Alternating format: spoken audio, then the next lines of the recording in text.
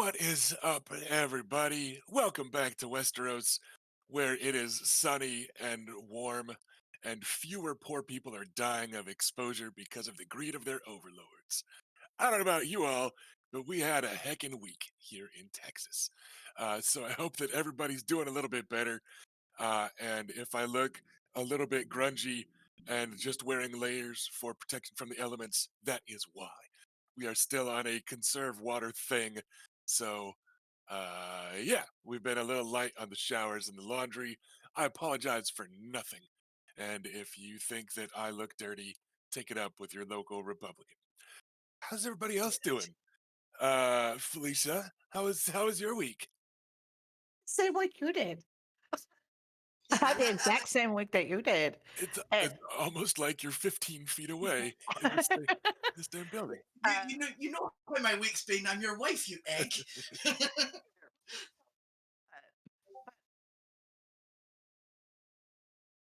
I did what? I did have more showers than Rusty this week. Because she's a nurse and she had to actually go outside and go to work. I did also shower today. Like just now. She's like, I don't care if other people have water or not. I need to watch them pits. And guess Which what? is We're also gonna do a laundry later. we are.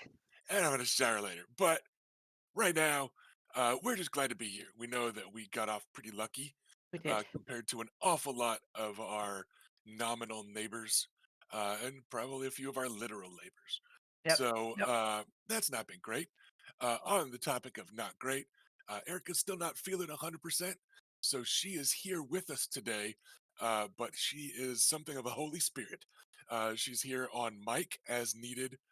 Um, on occasion, but she's mostly gonna just kind of stay out of the way, stay muted, and try to feel better while still handling our tech support. So, if something comes up that you are absolutely certain that Bayla should be stabbing somebody, if she's not stabbing somebody quick enough, it's because Erica's just not feeling 100%. Ash, how about you? How are things in sunny old Scotland? Not sunny. um, it's fine. Um, we're not having the like chaos that Texas is having, but we do get like snow most years. So yeah, we had like a few days of it being really like having like a couple of feet of snow and everything grinding to a halt, but we're kind of back to normal now and it's all gone and we can get on with our lives. Because I do not like the fluffy white bullshit. I like it very temporarily. Like when I first see it out my window once, I'm like, oh, that looks nice. All right, Yeah, fuck off. Like you yeah, cannot go right now. yeah. I I'm kind of the same. Like it's nice to look at from being cozy inside, but I do not like being out in it, and yeah, I don't like all the disruption that it yeah. creates and all that kind of stuff. So yeah, I uh but I used I to like it. like it more Oh like when you get out of yeah, school, like that was always nice. But yeah. then I think I yeah, liked it more once when I was little. yep, but once that's no longer the case, yeah, Yeah, it becomes a lot yeah. less Like fun. now, like I'm just like I turned 36 in the last week, so I'm officially in like grumpy old shit mode. And So the snow was very much like, this is keeping me from like getting my groceries. Yeah. yep. You kids stop having fun out there. Don't you know snow is miserable? Ash leaning out his flat window, shaking a cane, yelling at Yeah, children for having fun. Yeah, just standard yeah, stuff. Now that you're yeah, 36, yeah, that's how it. yeah. When I was little, I was SpongeBob. I am turning into Squidwards. How about you, Robert? Weather weather pretty brutal out there on the coast in California, We right? don't have it. Yeah, you guys are just suffering massively out there, within sight of the ocean, and I'm pretty inland, but still, we got missed by uh, all this shit. yeah, So yeah. I used to catch shit when I was a kid when I first moved to Kentucky about the weather, and I'm like we actually like they hosted the Winter Olympics in California. Like we know that it's a thing. It's just that we have we to like have drive. mountains Yeah, like we where have to it's just drive to it. isolated. yeah, we choose to go to winter. Yeah, it's Winter optional, doesn't, completely yeah, optional. but like that doesn't mean I've never seen it. It's just that it's up to us to take the initiative and Oh, invite winter into our lives. yeah, I mean, Uh, you can do all the winter shit. It's like a theme park. You have to go right, there. right, yeah, exactly. Just like we don't have roller coasters everywhere, you choose to go to Disneyland. It's the same Yeah. sort of thing. So I mean, yeah, honestly, I don't know why you do it differently. right, yeah, it's just poor planning. Basically, just urban planning gone awry. Um, so yeah, everybody's had a couple weeks off, but now we are back. We are picking up on day 6 of Adam Nymarian's name day tourney, which I think is like month 6 of this arc. We've been going for a while, and then we had some episodes we missed. But just to recap, we have wrapped up the archery contest, the ride. Small folk did some strongman and brawling contests.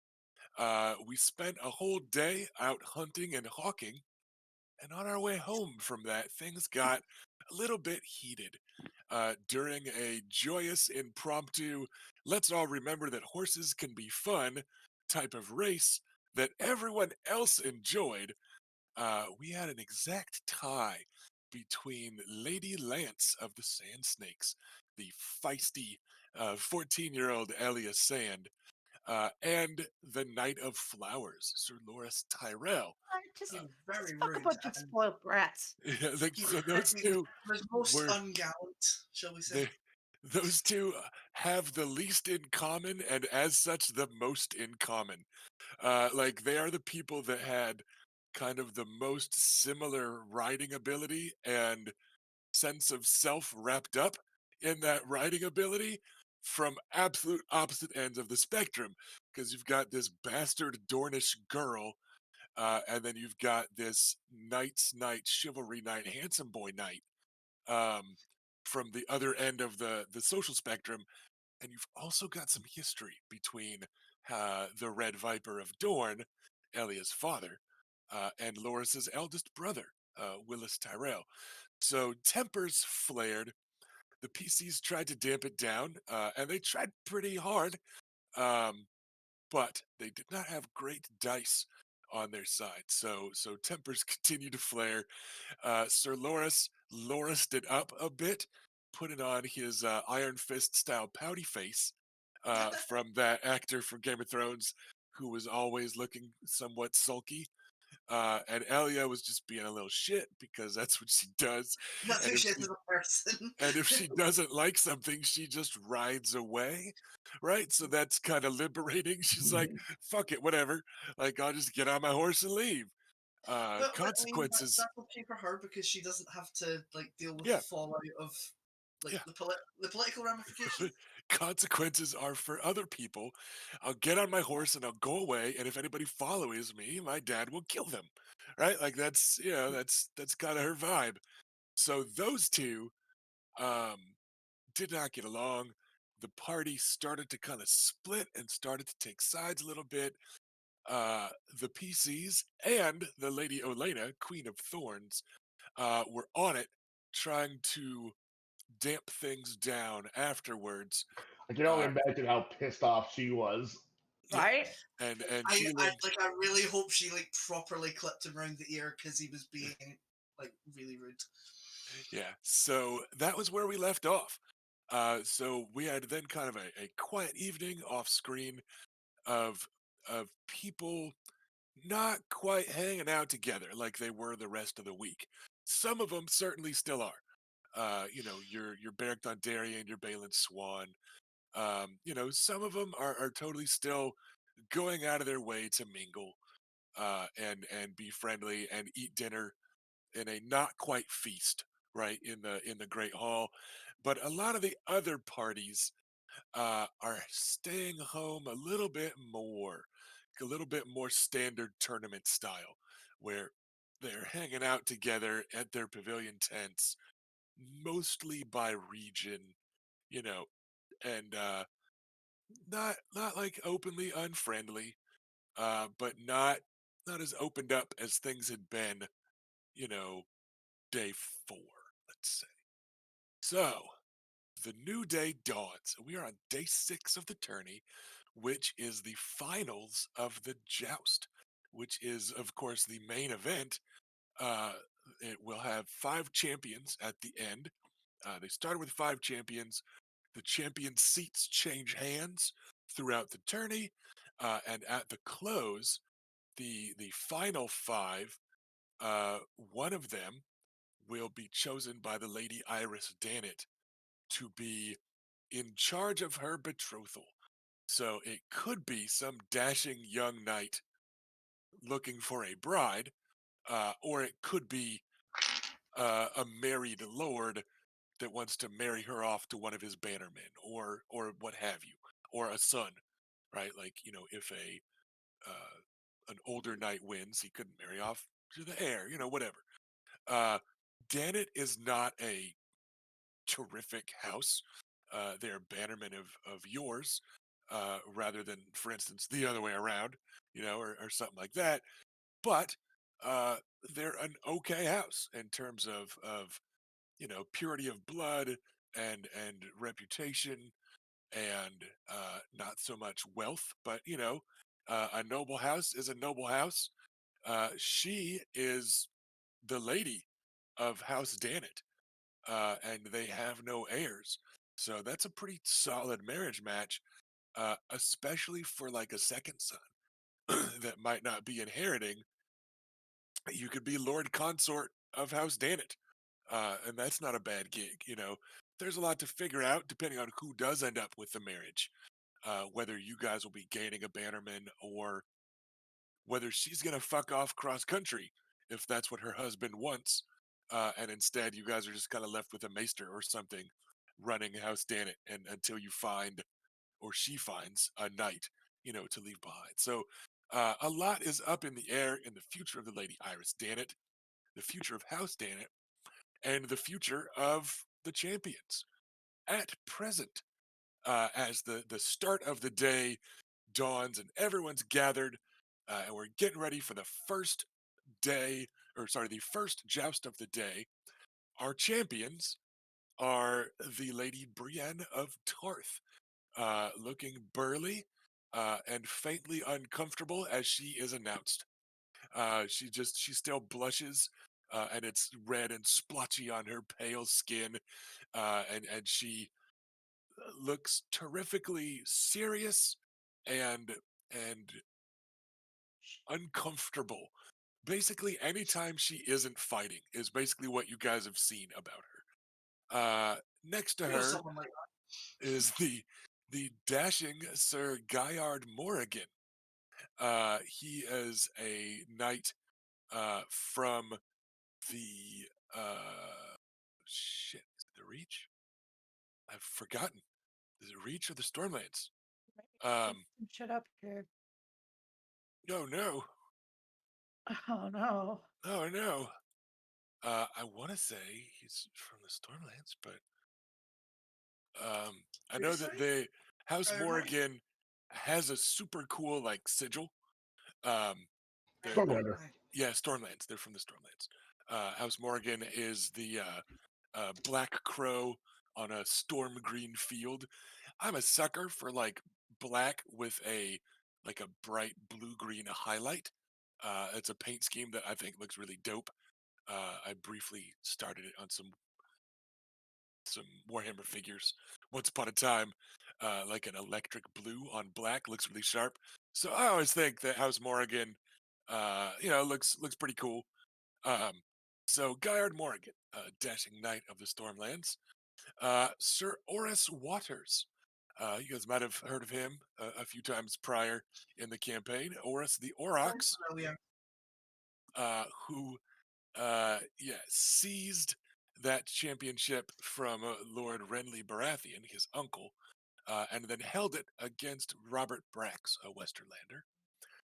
Sir Parman Crane, a dashing knight of the Reach, that you all made acquaintance of in King's Landing back in the We Red met Keep. him. He was not dashing. He is dashing the way a knight is expected to be dashing. not dashing in like a fun way. He Yeah, is he's not like he's he's not. Like Barrack is fun dashing. he is chivalrous dashing. He is good Yeah, he's looking. not charming or anything. Yeah, he's good looking. He is polite.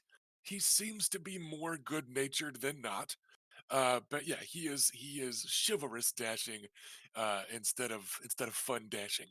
He puts Um, his foot in it, but then he acknowledges that he put his foot in it yeah, after the he's fact, yeah. Uh, which puts him above the pales. Yeah, above some, everybody likes his sister more than him, which is fair because Mary's awesome. But unfortunately, it's not secretly Mary wearing Parman Crane's armor. But he is held for a couple matches now, one against the Dornishman and one against the other Brax, or rather other Brax from the Westerlands. And last and certainly not least is the strong boar of the Westerlands, Sir Lyle of House Craycall. He's a great big, burly, bristly bearded man that absolutely lives up to the reputation of House Craycall for being chonky boys, and the charging boar mindset. He's this big, boisterous, louder than life, uh, like could have been born an ironborn. I sure am glad he wasn't type of guy. He's just big and loud, and he doesn't seem to be particularly bad natured. Just very kind of blunt and aggressive. So uh, would-be challengers are looking at Sir Oris the Aurochs and Lau Crickall, who are total packages. They're looking at Guyard Morrigan and Parman Crane, who are both kind of everything a knight should be, right? They're not quite totally built, super huge burly, but they're known quality knights at tourneys. And then Brienne of Tarth, who's a bit of a mystery, and that it's not like she's a regular at tourneys, but she beat Richard Horp, or rather, she beat um, Lady Bela, who beat Richard Horp, who beat Mathis Rowan, who beat Beric Dondarrion. So a lot of knights of quality were beaten by Bela, and then Bela got beaten by Brianna Tarth. So it's just like nobody's looking super eager to go after her either. She's a bit of a wild card uh, in this, but one that clearly knows how to fight. So um, yeah, day 6 promises to be rather interesting. We shall see how things go. Let's go in order. Lady Raina, what you up to this morning? Are you up in the kind of main viewers box again? Oh yes, Okay. that's where she has. I thought maybe you were gonna make an appearance in armor and fucking challenge somebody this last day or something. I don't know. No, I don't know. I don't know. we're not. We will not be challenging anyone. I didn't want to Uh, assume. I know you had strong feelings about Parman Crane, so I I do thought have strong feelings about Parman Curry. maybe you were However, gonna show up and half murder him or something. no, Well, I no, mean, no. that would be kind of undermining her like don't insist on stirring up shit from the last session. Yeah. She told Exactly. us not to stir up shit. She didn't say she wasn't going to. Yeah, Well, I The last thing suppose she wants is to go to half poison somebody and have us also half poison them. yeah. That's a full Ex- poisoning. that could get awkward. Extract that promise from Luke, but I did not make any promises. So you are up there in the fancy pants viewing box. The Lady Iris Dannett is there with you, and so is the Queen of Thorns, who Oh no. Gulp. who sat in your friend. She The was, only person that I want to be around less than Stannis. and Stannis is also there. Oh, Yay! The Queen of Thorns, It's all the party. when you arrived this morning, she was sitting in like grandfather's seat in the center, right? Like the big one that you've been sitting in. And she was having a breakfast with Iris Dannett. Just them and a few Oh, I servants. don't like this. I don't know So, what about it, but I don't like it. she's so definitely. I mean, It's always I can't put plotting. my finger on what about exactly I don't like, but I don't like it. Everyone that walked by, anyone that walked by was left with the distinct impression that they were who they were talking about, right? Like that's just the feeling everybody What gets. that guys? Um, Walking. I mean, it might so, not be anything too sinister, but then it might also be sinister. It might so, just be like there's no point in picking Loris dear. He's like it's not worth it. but they were having a lovely breakfast. And Raina, you got a bit of a look like you were interrupting breakfast from the Queen of Thorns, not from Lady Iris, of course. But she just gave you that kind of side eye uh, before Iris Dannett stood and curtsied and invited you to sit down. And then Elena just kind of gestured like, fine. You, I suppose you're allowed to sit here at your pavilion where I'm in your seat. Uh, yeah. And then Stannis showed up. Um, and he just kind of paused for a moment as he stepped onto the pavilion, and you could see him doing the math and then choosing not to demand a seat from anyone. So he is standing, he's like the dude on the bus, right? Standing instead of taking a seat. Um, and you know that he did arithmetic, right? No, it would not be seemly to ask the heir to move.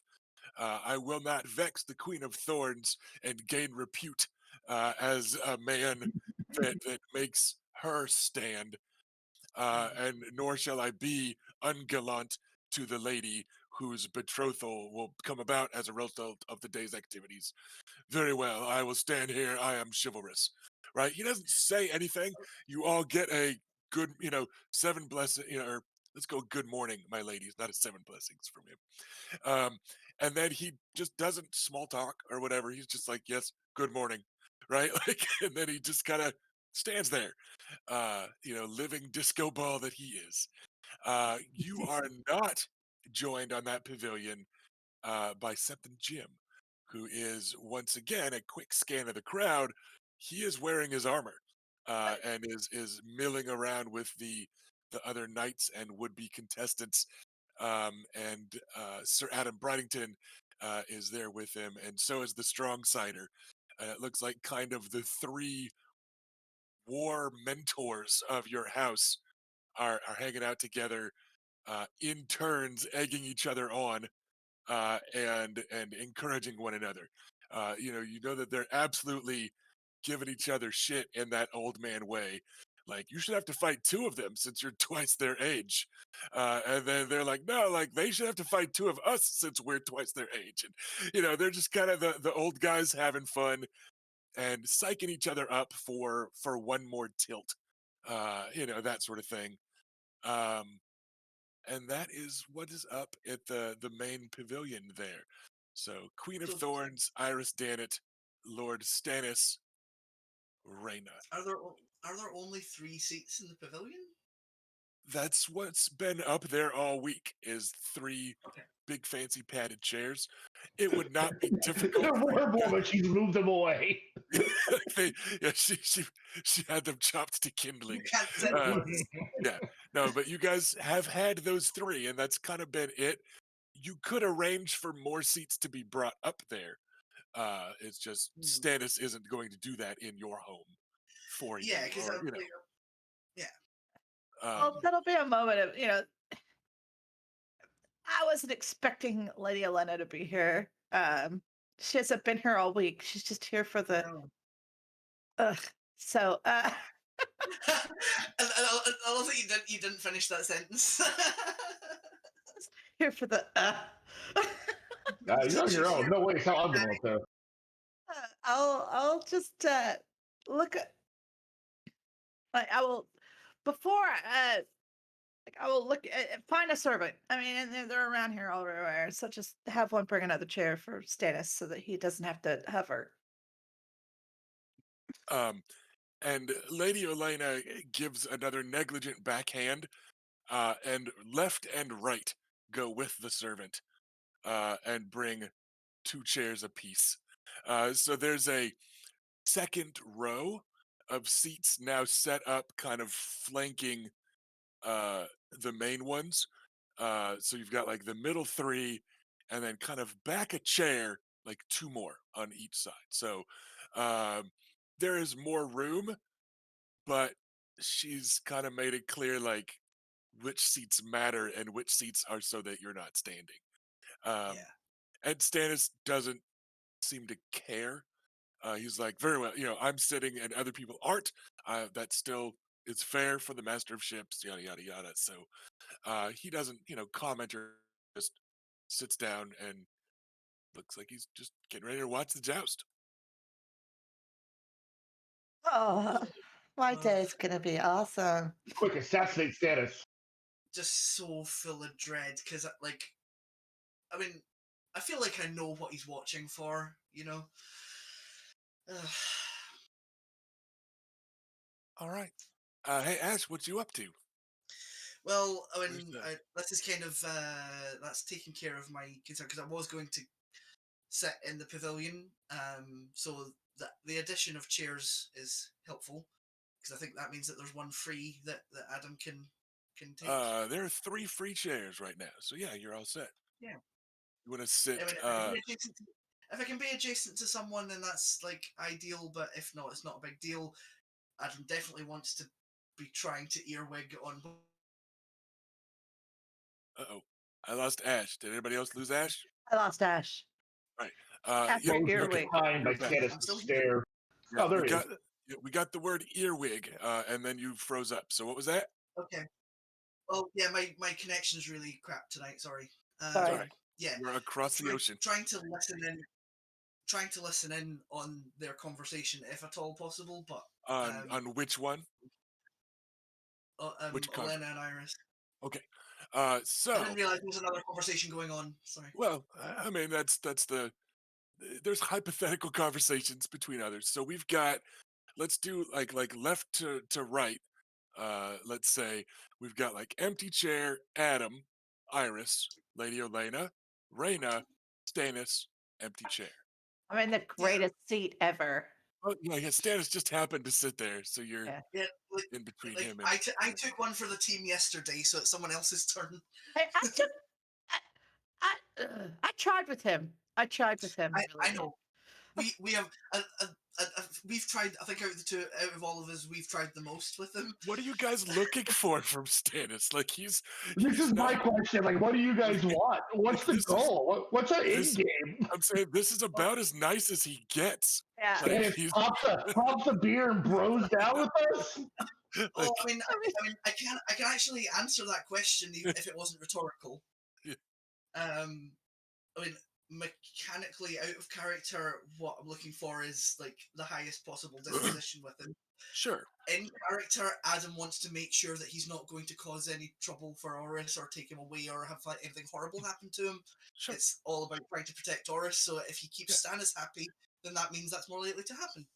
Yeah. If you get a chance to poison him, let me know. It's just that on the scale of happy to unhappy, this is Stannis happy, right? Like it's hard to tell, from everything that we've got from him in like the books and the show.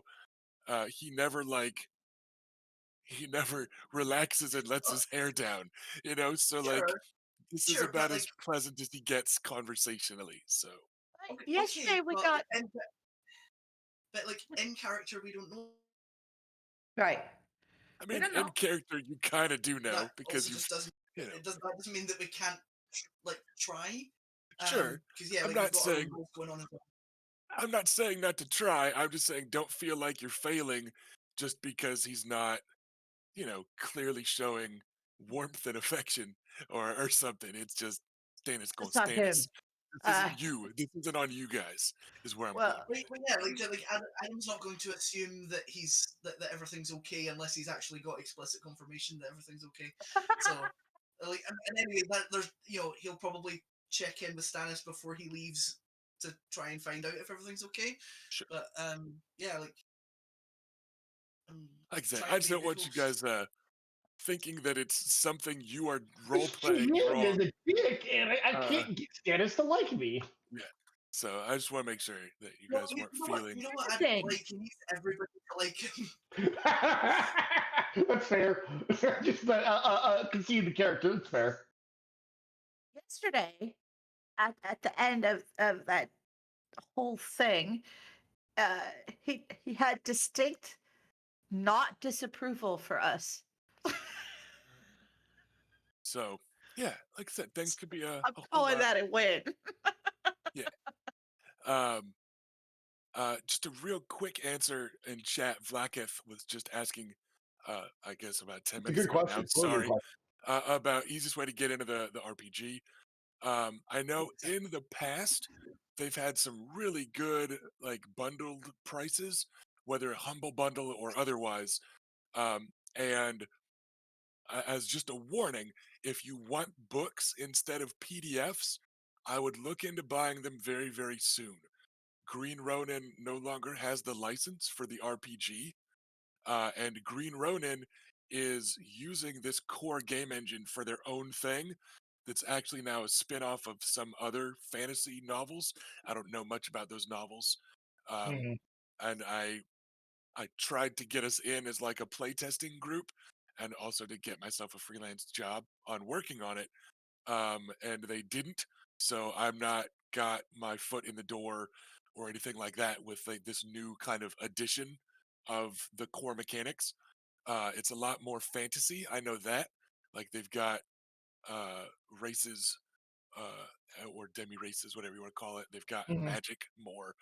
But I'm just if you really want hard copies of Song of Ice and Fire RPG, I would order them sooner rather than later if you can, just because I'd be surprised if they keep on printing them and stuff.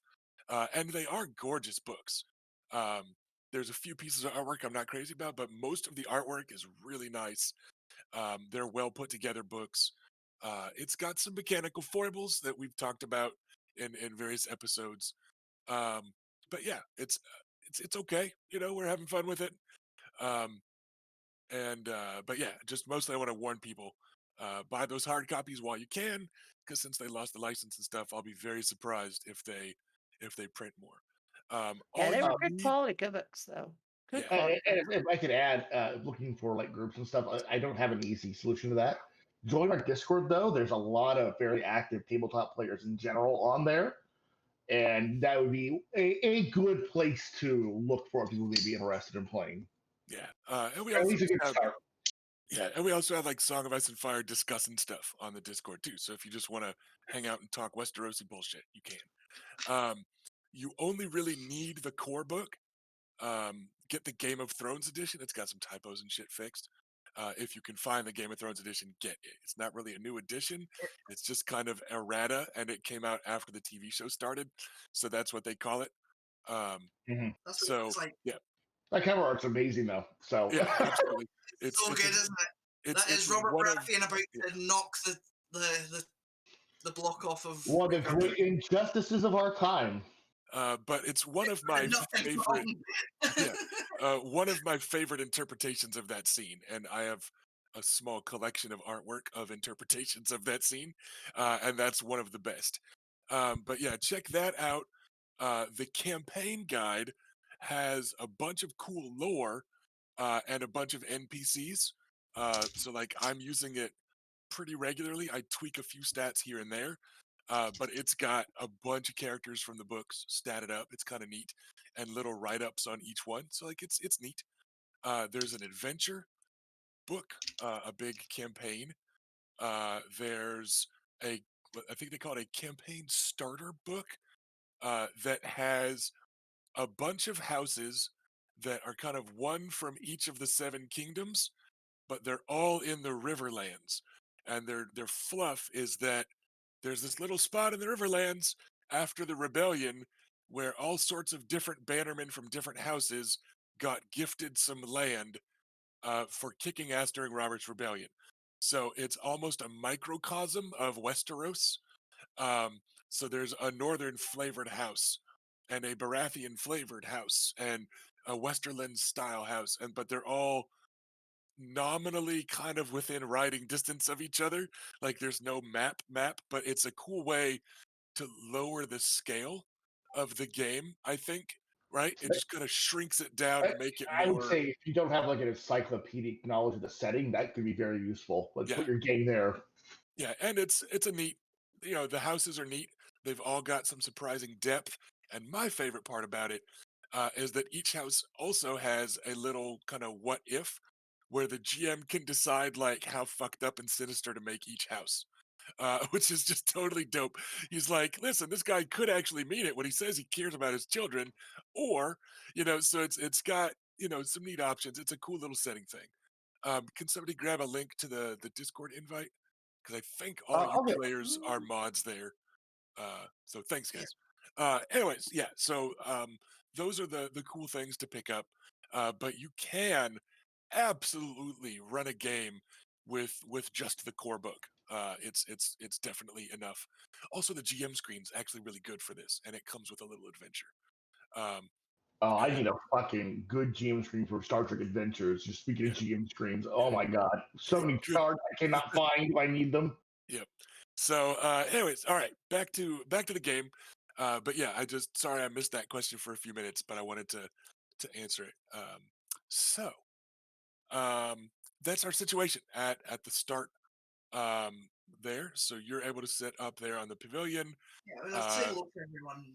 yeah, Appropriate. and then you get pleasant hellos back from two of them. Yeah, Was it presumably your Iris and my sister. sister? Yes, presumably Raina gives a pleasant hello, not some chilly "Good morning, brother," right? Type of thing. So it Well, should I be. mean, like we Yeah, had like a good sibling chat yeah, last yeah. night, so We had some bonding. yes. So we're good. Yeah, I'm So actually just like curious, like did Reina like I mean we stopped before like the actual what would have been the end of the conversation. Did Reina mention that like Adam's room had an unofficial guard on it, Um, or did she just keep that one? I just kept it. That's fine. I just kept it. Especially if he was still there when I left. it's not gonna leave Adam alone with you. You are you've got a bit of a reputation for killing young lords from Dornish houses in this region. Like you didn't want to. Would have been a shit bodyguard to be like, it's just Reyna with this 16 or 17-year-old. Like he'll be fine. There's no way he's gonna get half beaten to death and half poisoned. Maybe Well, one, but not both. Yeah, I wasn't worried until you said it like that. Right? And what a right. dick. um. So yeah, Lady Iristan, of course, is polite and chivalrous and all that good stuff that is expected of But a yeah, noble I can lady. imagine that Elena's like maybe like not. You, Well, I guess like her and Grandpa are probably not super approving of Adam just now for dragging his heels.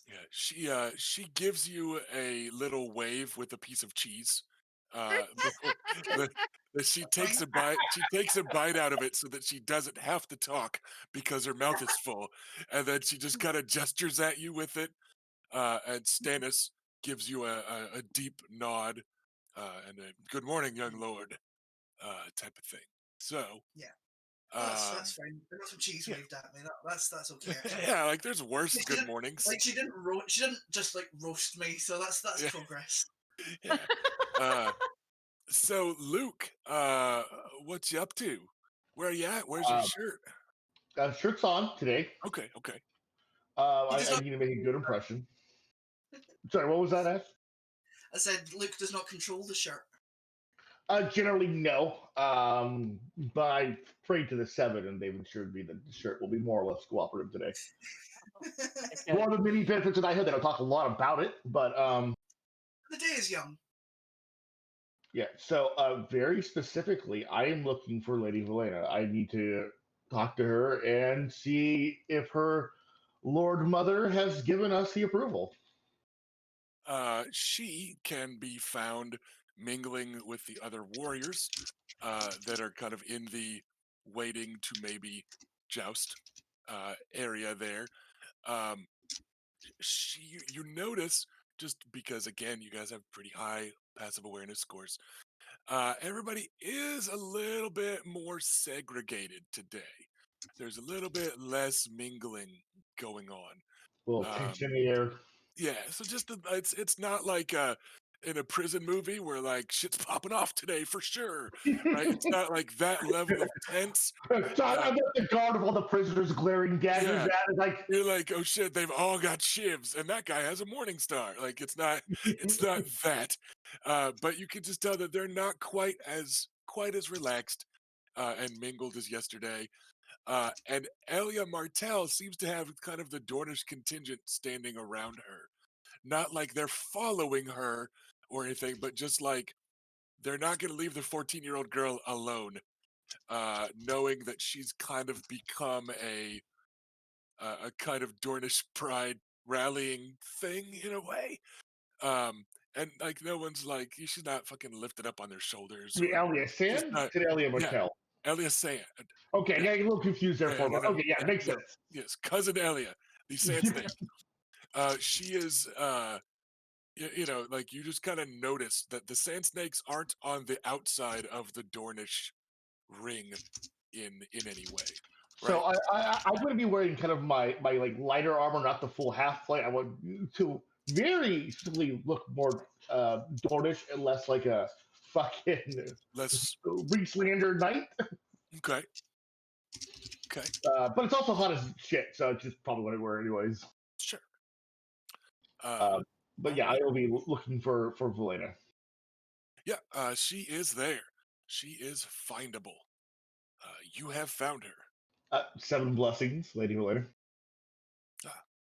And to you. I can't help but notice things are a little more segregated today. Like attracts like. Yeah, and dislike sometimes causes problems. Well, some people should be more likable then. No disagreement here. Tell me, have you heard from your lady mother yet? The raven should likely arrive today. Why? Was there something important that I was supposed to have asked her? Just some old dead over a few gold dragons, nothing major. What is it you wagered with her on? Oh well, that is a excuse I have not thought up yet. Why did I ever think that Luke was really smooth? Because He's so bad at everything is the problem. it's like flirt. So yeah, she just gives you that. He's always smooth when he doesn't care, and now he cares. So that's the problem. Yeah. She gives you that sly little half smile and just kind of, you know, seems content to stand in your company for a bit. And you notice that she shifts her weight from you know to her closer leg and just kind of leans your way a little bit.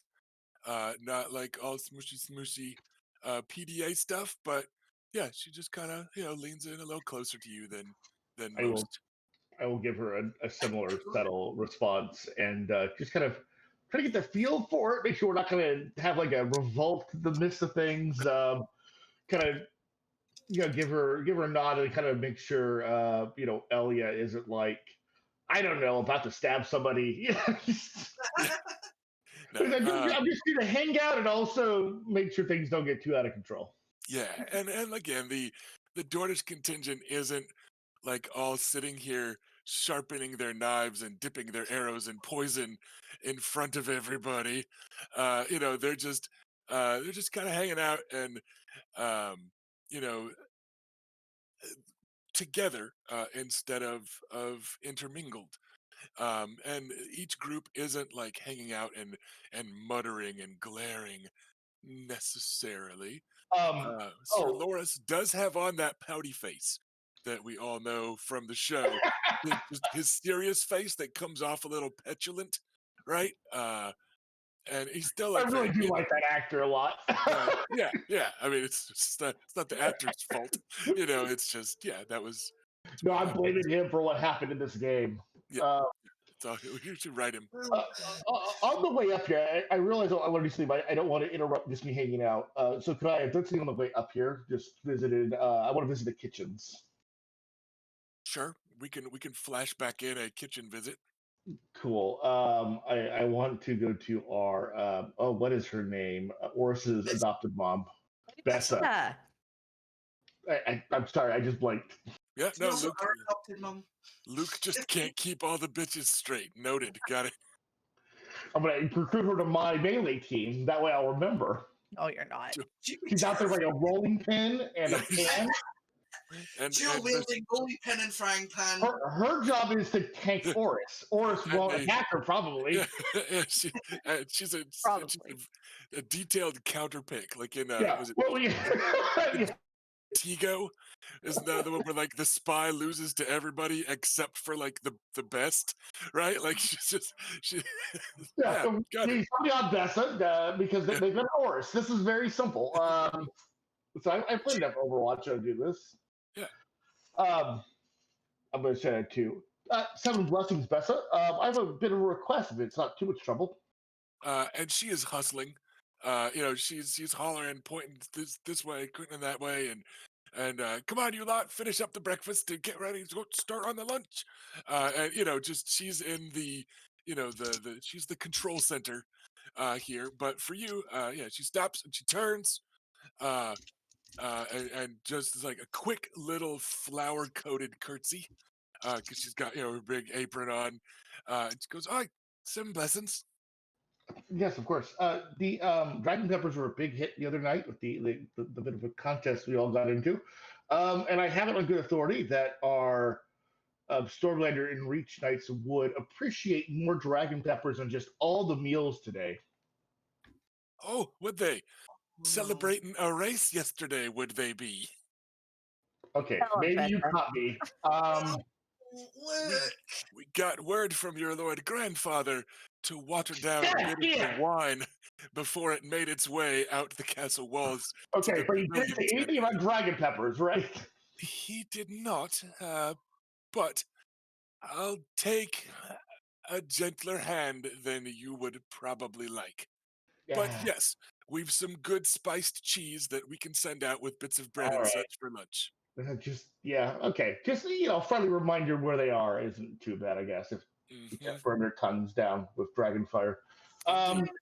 Friendly reminder. Bessa, thank you. Have you breakfast? Not yet, no. Oh! And then she hits you with her special attack. Oh no, and Jack! you get- I told my grandmother figure that I don't have food. Yeah, Fuck. so you get a plateful of the cleanup from breakfast. So it's about 5 rolls and a heaping thing, a couple rashers of bacon, and then she tuts you out of the kitchen. You're assuming you're supposed to share it with people, but with her, it's hard to tell. Like it could be all for you. All I know is when Luke shows up to talk to Lady Valeda, his cheeks are full and he is quickly swallowing way too much food. So, all right, yes, we always allow for kitchen flashbacks for Lady Bessa in this game. Yeah. Beyond that, I'm just hanging out for right now, so I won't Alright. go to time with Valeda. I didn't know we were allowed flashbacks. Sometimes, Yes. as long as they're Yeah, reasonable ones. Like if Stannis valves off, you could flash back to poisoning him. No, it was more because like Adam was denied the opportunity to like speak to Loris the previous evening, so that is still sitting unresolved, and like he kind of hoped to try and resolve things before he potentially tries to murder Oris. Speaking of Sir Loris Tyrell, Oh Lord.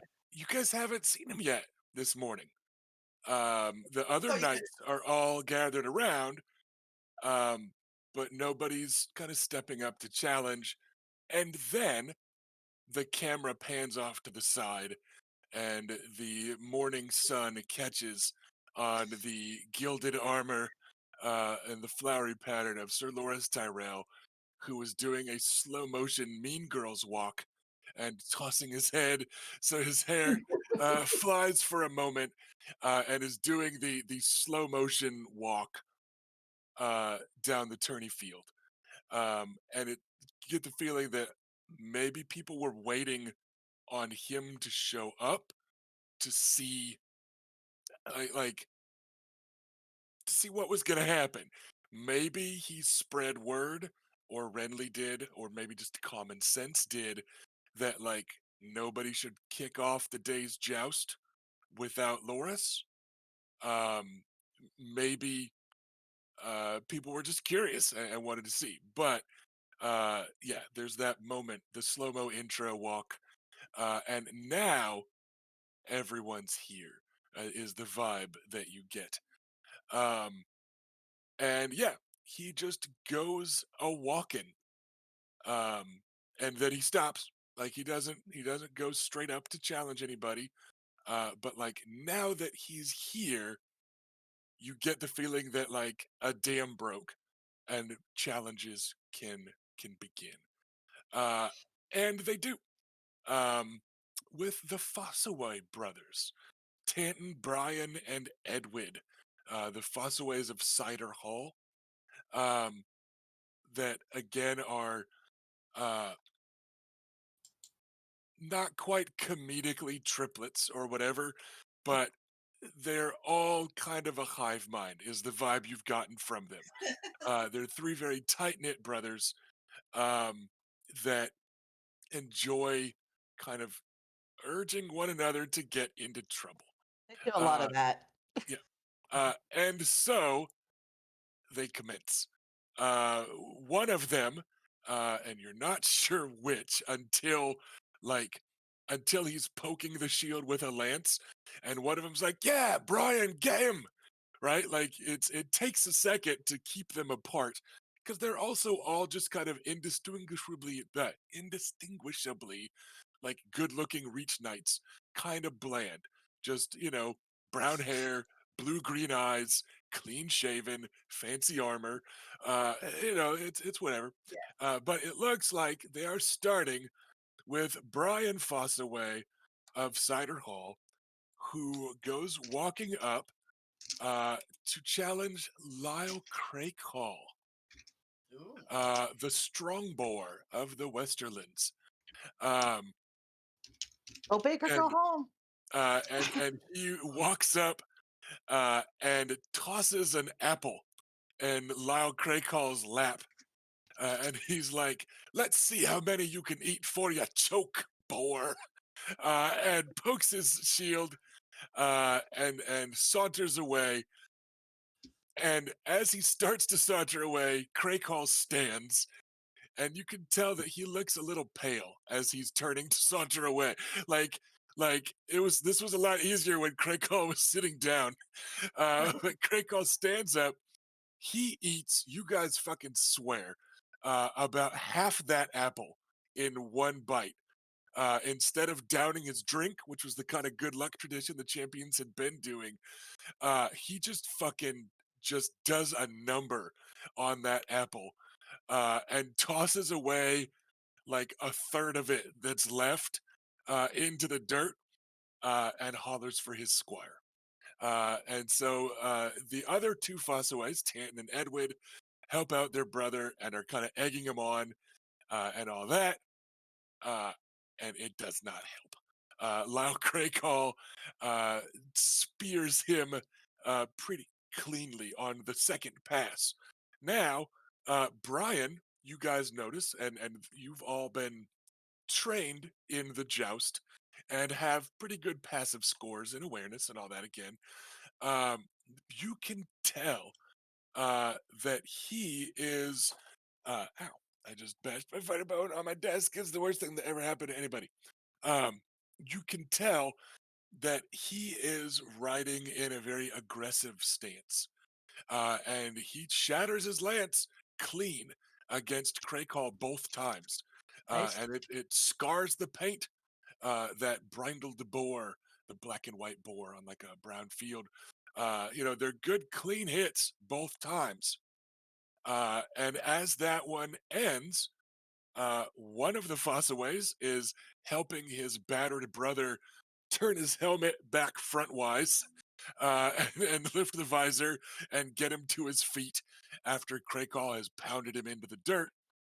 The other Fossaway is already walking over to the champions table and sticks his lance into Lyle Krakal's shield. Lord. So These Krakal just boys. swings a leg off his horse, his poor, uh, overburdened horse, and settles onto the ground. And he turns around to see Tanton Fossaway standing there, uh, jabbing his shield with a lance. And then he chucks a fucking apple at Krakal. It dunks off of his armor. Uh, Oh and, no! and Krakal, uh, you can see this big grin through his bushy beard as he grins and he shakes his head and he slaps his visor back down and he stomps a plate mailed foot on the apple and crushes it and then turns and swings a leg back up and over his horse.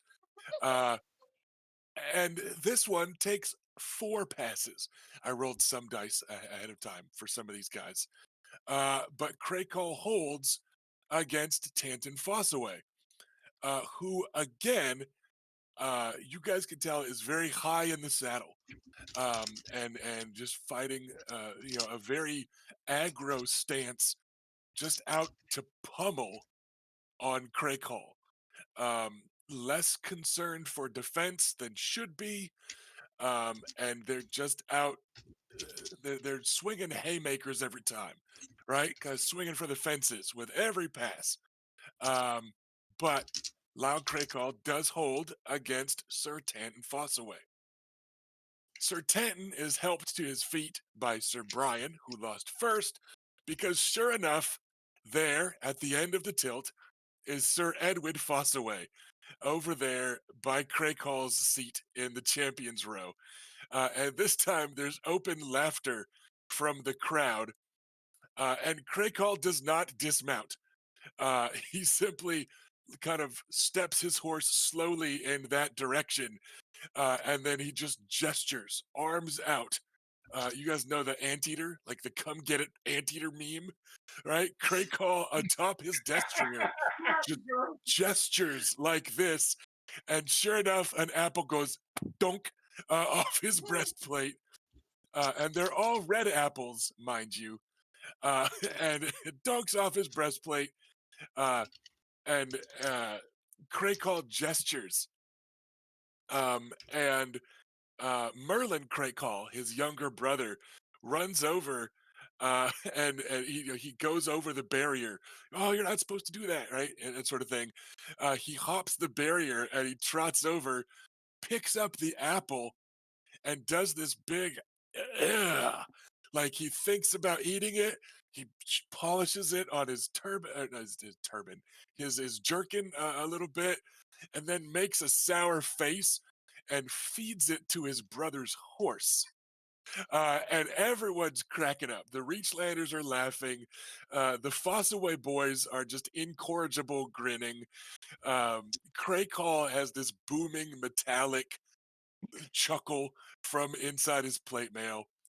Um, and this time they go for 7 passes, which is the longest you guys have seen people go. And that's But considered very auspicious as well. yeah, and Krakal is panting in his armor. His shield is visibly scarred in several places. The 5th pass, his lance didn't even break. Like it wobbled him in the saddle enough that he didn't get a clean hit. And finally, there on the 7th pass, he falls. And Sir Edwin Fossaway takes the seat from Damn an it. exhausted and battered Lyle Krakal, um, who who took a beating. You But did he really does not well. he does not seem to be angry about it. He's like, he's a good sport about it, and you know, you suspect that already messengers are on their way to the kitchens to tell Bessa of Flea Bottom to make sure that there's like a boar with multiple apples spread out around his face, right? And that sort of thing. Like, okay, new menu, because just everyone's having a good time, and some of the tension does bleed out of the crowd at this like clearly, plotted and schemed, uh, not quite prank and not quite cheatery, right? You're not really supposed to do that. It's considered a little bit bad form. But everyone's like, it's the strong boar. Like you kind of Yeah. have to. You kind of He's making like, a good humor. yeah. So there's a little bit of a Reach versus Westerlands, rivalry going on. Um, but yeah, the Fossaways just have these infectious, boyish grins, and they're all pretty new to their spurs. Like the eldest of them is 20, right? Like, and they're just kind of good natured about it. And everybody relaxes and has a good time.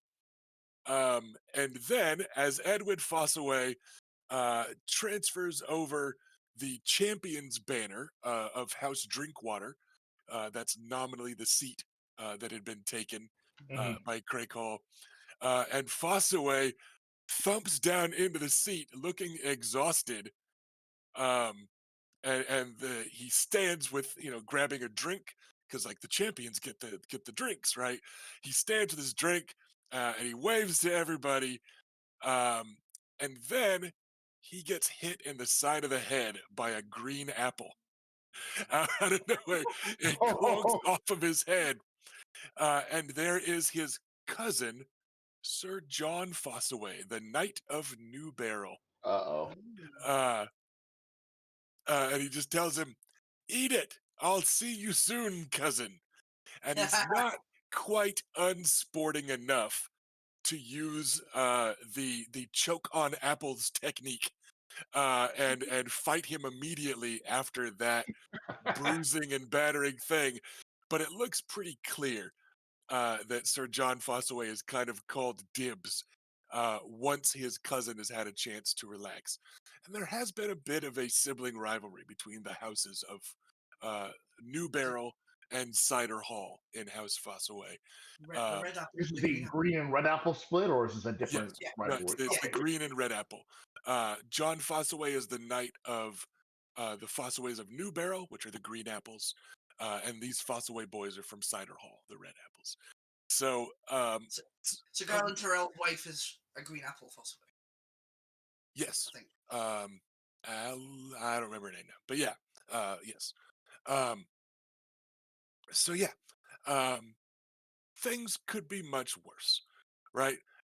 It's some of the tension bleeds away as this kind of good-natured stuff goes on, and yeah, like I said, there has been the green apple fossaways are the cadet branch. They're the newer ones, but they've actually kind of risen to more prominence than the main Fossaway line.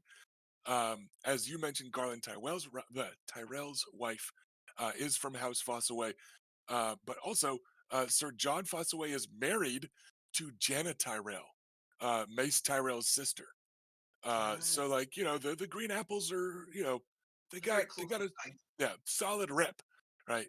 But yeah, so it looks like this kind of not quite prank has bled some of the tension out of the room, and then of course the tension comes back because Sir Uh, Julian shit. Sir Julian Corgyle, who you may remember was out on a ride with you guys yesterday. Oh, And House Corgyle, of course, has a nefarious history with the Reach and House Tyrell. yeah. Hmm. He saunters forward and challenges Sir Parman Crane uh, to fight. Um, and everybody kind of tenses up again. because it's a Dornishman challenging a Reach Knight. Um, Ooh. and yeah, Narrow my eyes. Korgal is on my shit list right now. so yeah, uh, there's some tension there, and there's tradition there because a Dornishman fighting a Reach Knight is how Willis Tyrell's leg got twisted, right? And Right. it's a thing. It's a thing. Um, so Sir Parman takes it in good grace, though. He stands. He doesn't finish his drink the way the rest of you have, but he does take a big drink of it. He toasts his opponent. He toasts the Queen of Thorns, who he sketches a very gallant bow towards, since you know uh, the the mother of his sovereign lord is watching, and off he goes to get ready. And he is quickly, they finish armoring him up. All the champions are kind of half in their armor, so they get him ready to go and all that. And the two knights square off on opposite ends of the line. And then just then, you guys can't hear what she said, but you hear Mary Crane's voice kind of cut through the murmuring of the crowd, followed by a bunch of laughter from the Reach Knights near her, and the high pitched laugh of a lot of the Reach Maidens nearby, and all that. So, something to lift spirits, no doubt. And just a bit of levity before the two knights charge.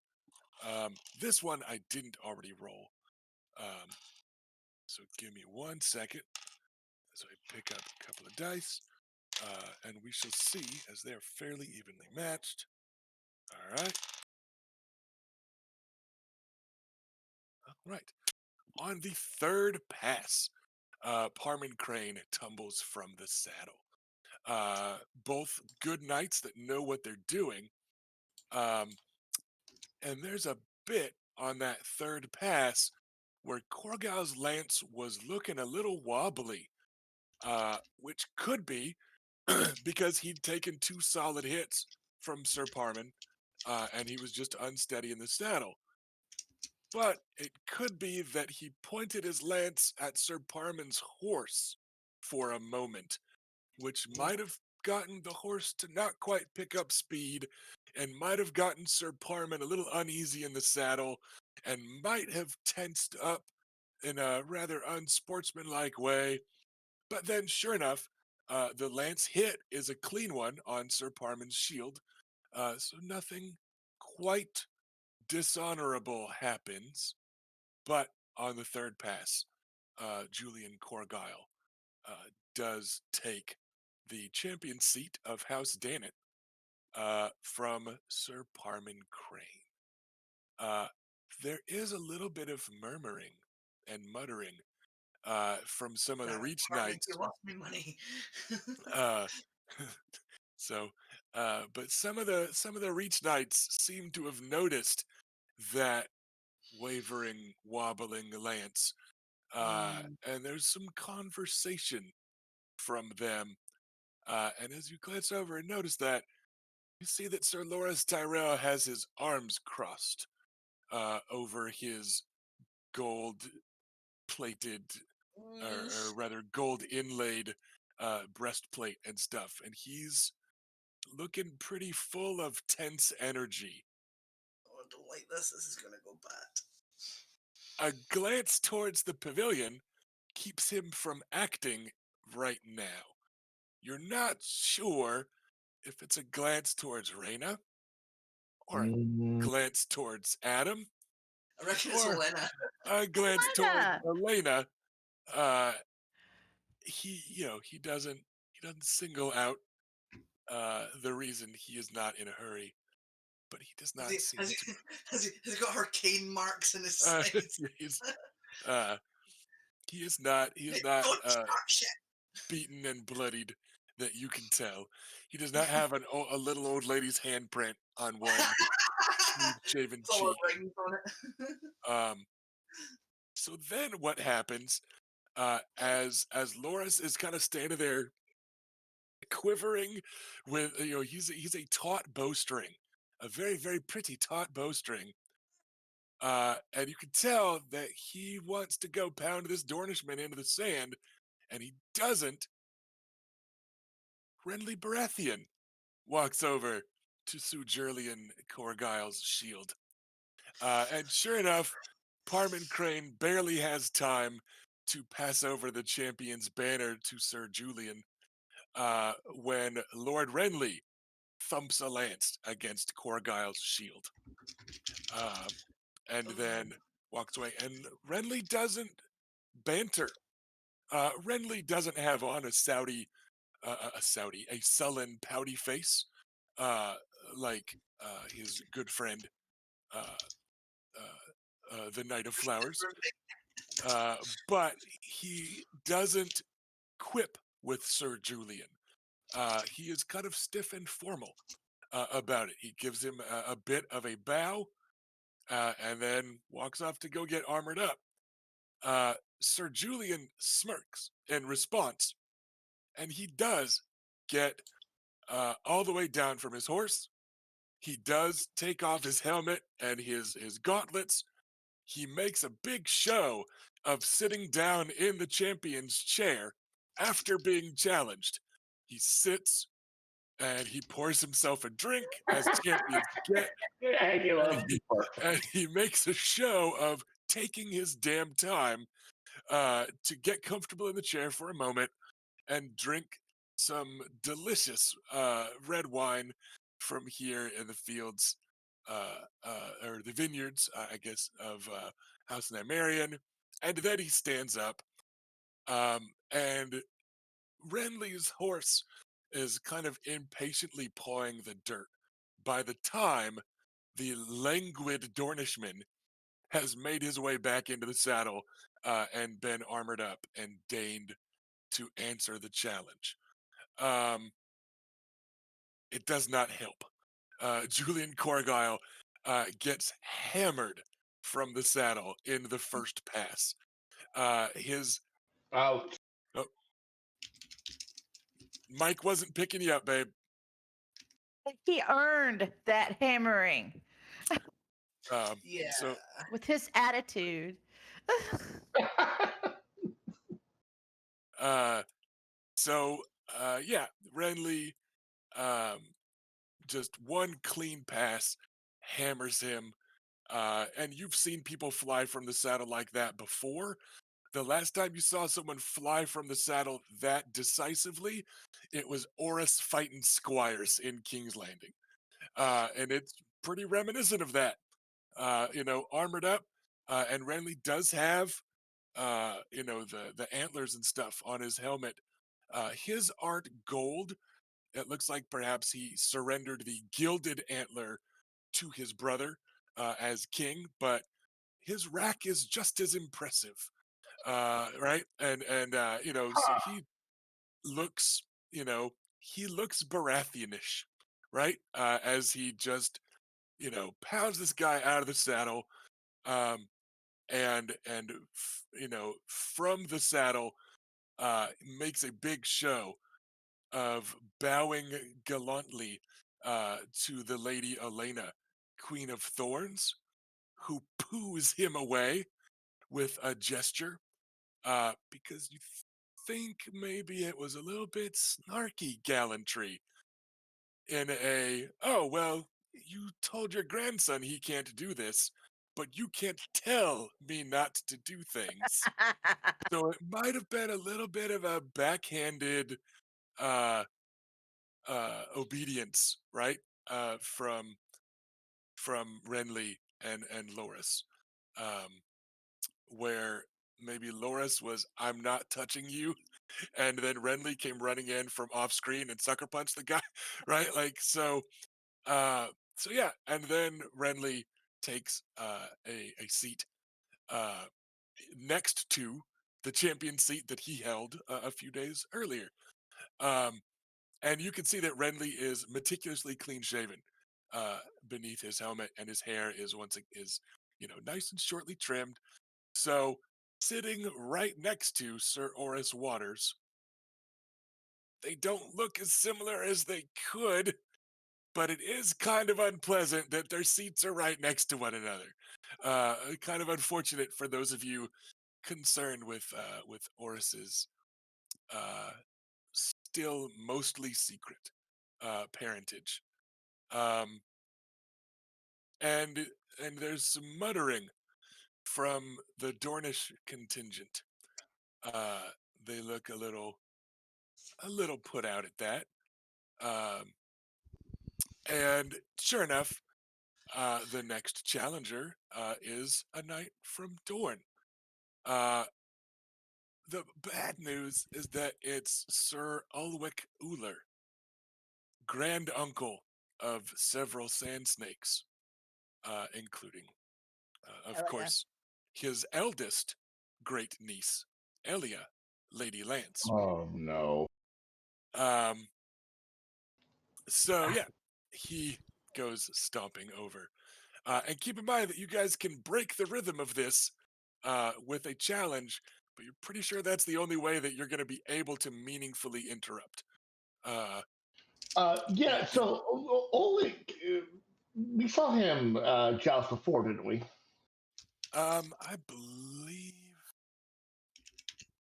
I believe not actually. Is he Looking at at my King's Landing?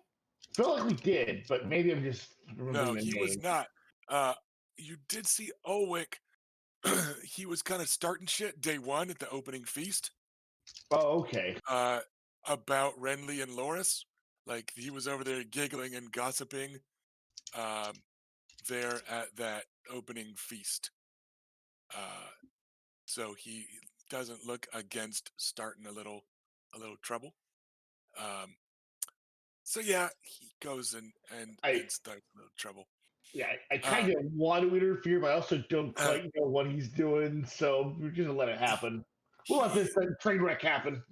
We don't uh, want to let a train wreck happen. he, I mean, me jumping in front of trains, not stopping That is literally the opposite of what I want.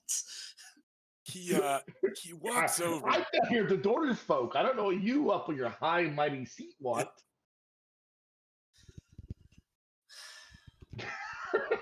It's not that high and it's definitely not mighty. I can do Um, nothing from here. I'm stuck a nerve. so he very cat-like, and you'll see what I mean by that. And it's cat-like in its rebellious insurgent spirit. He makes eye contact with Renly Baratheon while stabbing the spear of Guyard Morrigan, Renly's bannerman.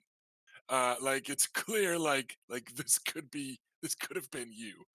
Uh, but instead, I'm gonna fuck up one of your dudes, right? It's that same sort of spiteful thing. Um, and Guyard is well aware he's being insulted here. Both insulted on behalf of his lord, but also that he's being the chosen target instead of Renly, because this guy's kind of saying like you're easier meat. So Sir Guyard does still go through the motions of taking a drink. He doesn't insult your wine. Um, Unlike and some he people. and Good person, that. he stands to defend his champion's chair against a second Dornishman. Um, How is Elia and Obara reacting to this? Elia's just loving it. I mean, she's just excited and watching the joust. Obara is uh, a little more all or nothing in her emotions, and she just seems to be kind of keeping an eye out more than enjoying the show. Um, she's kind of just looming behind her sister, arms crossed, keeping an eye on the Reach and Storm Knights nearby, more than necessarily watching the joust. Um, but yeah, Elia is like, yeah, get him right every time. She's just cheering. She likes jousting, um, and yeah, she seems to be enjoying the new energy that the joust has here in the last day, and you guys Oh, have true violence. and you guys have seen more activity today than you know most other days of the joust, and it's still like the first hour. So it could just be that. Could just be that. No, it's not Just that. You know it's not. could We need to wrap could it up. Adam, I need you to seduce Loris. That's not happening. The hell? I have a number of feelings about that. Or Ridley, either way. The main one being You prefer not. Ridley? He's more your type, right? Well, he's certainly more pleasant so far. I mean, that's fair. Adam actually gets on. Like Loris, like the only interaction he's had with Loris has been unpleasant. Like, yeah, that's definitely a thing. Whereas like Adam was like, I'm going to befriend these people, and one of them despises him. He This doesn't- is I mean, the other is Stannis, so so no seducing is going to go on until Loris apologizes for insulting the wine and calling him boy. Oh, To be honest. all right, let's switch to Ridley.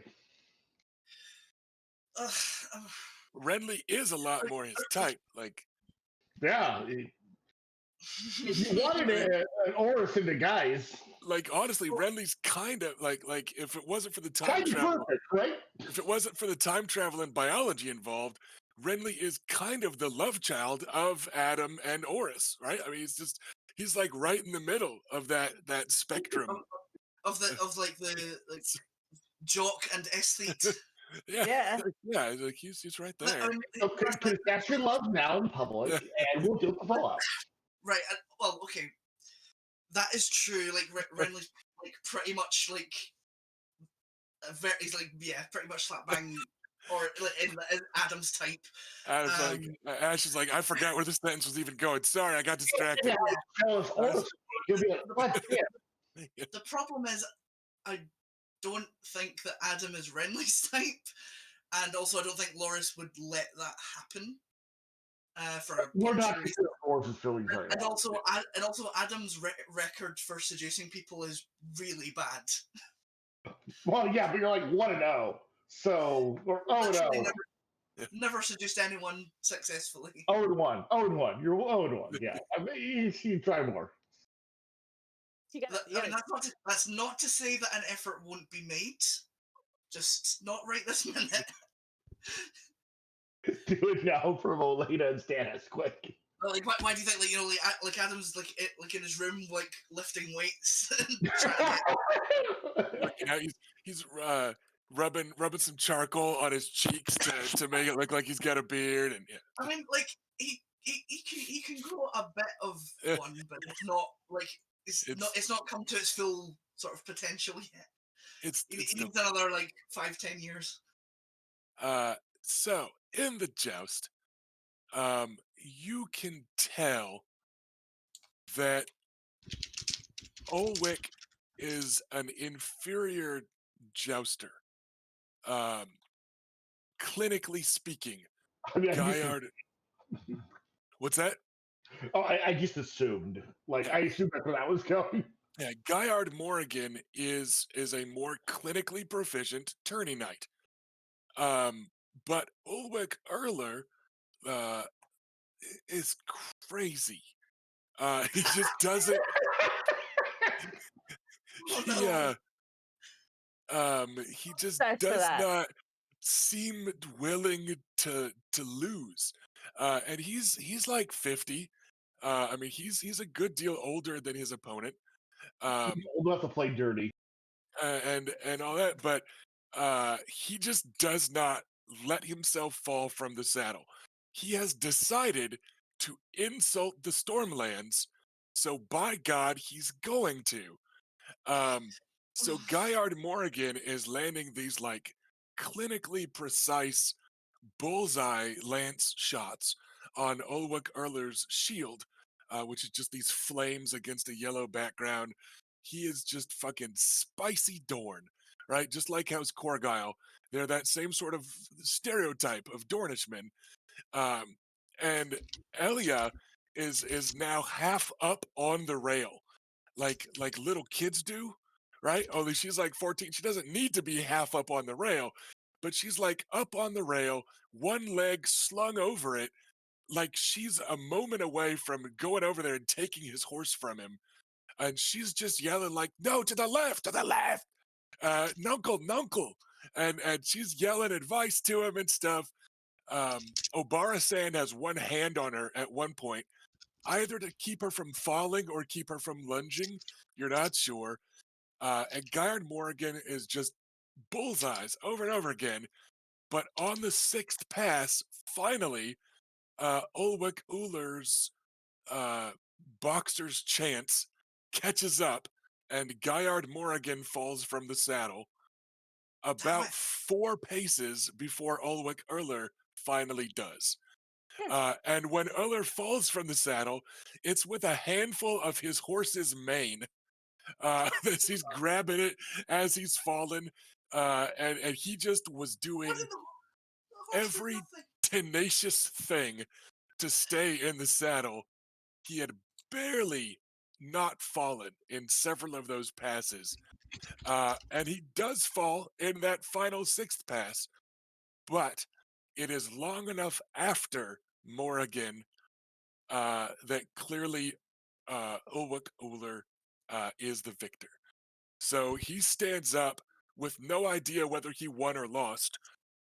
He stands up and kind of dazed, and his helmet's on crooked from falling over like backwards. He's barely on his feet. And to see if he won, he like straightens his helmet out and then wrenches it off. And he looks over towards Elia instead of towards the judges. And she is jumping up and down and leaping for joy. And that's how he finds out he won, because his ears are probably ringing enough that he, doesn't hear the formal proclamation of some herald dryly announcing the winner. Uh, and then he like barely makes it over to the champion seat before he falls down, um, and goes for a bottle of wine instead of pouring it out. He's just drowning his pain, and he just got just bruised and battered, but refused to lose. Um, and Guyard Morrigan has on that Loris Tyrell sulky face in a way, like he just like, fuck, like I knew I should have won that, right? Like he was Tom Bradying it with like these just clinically perfect, accurate lances, and it just didn't work because that guy wouldn't break. So he looks very sulky, very sullen and upset.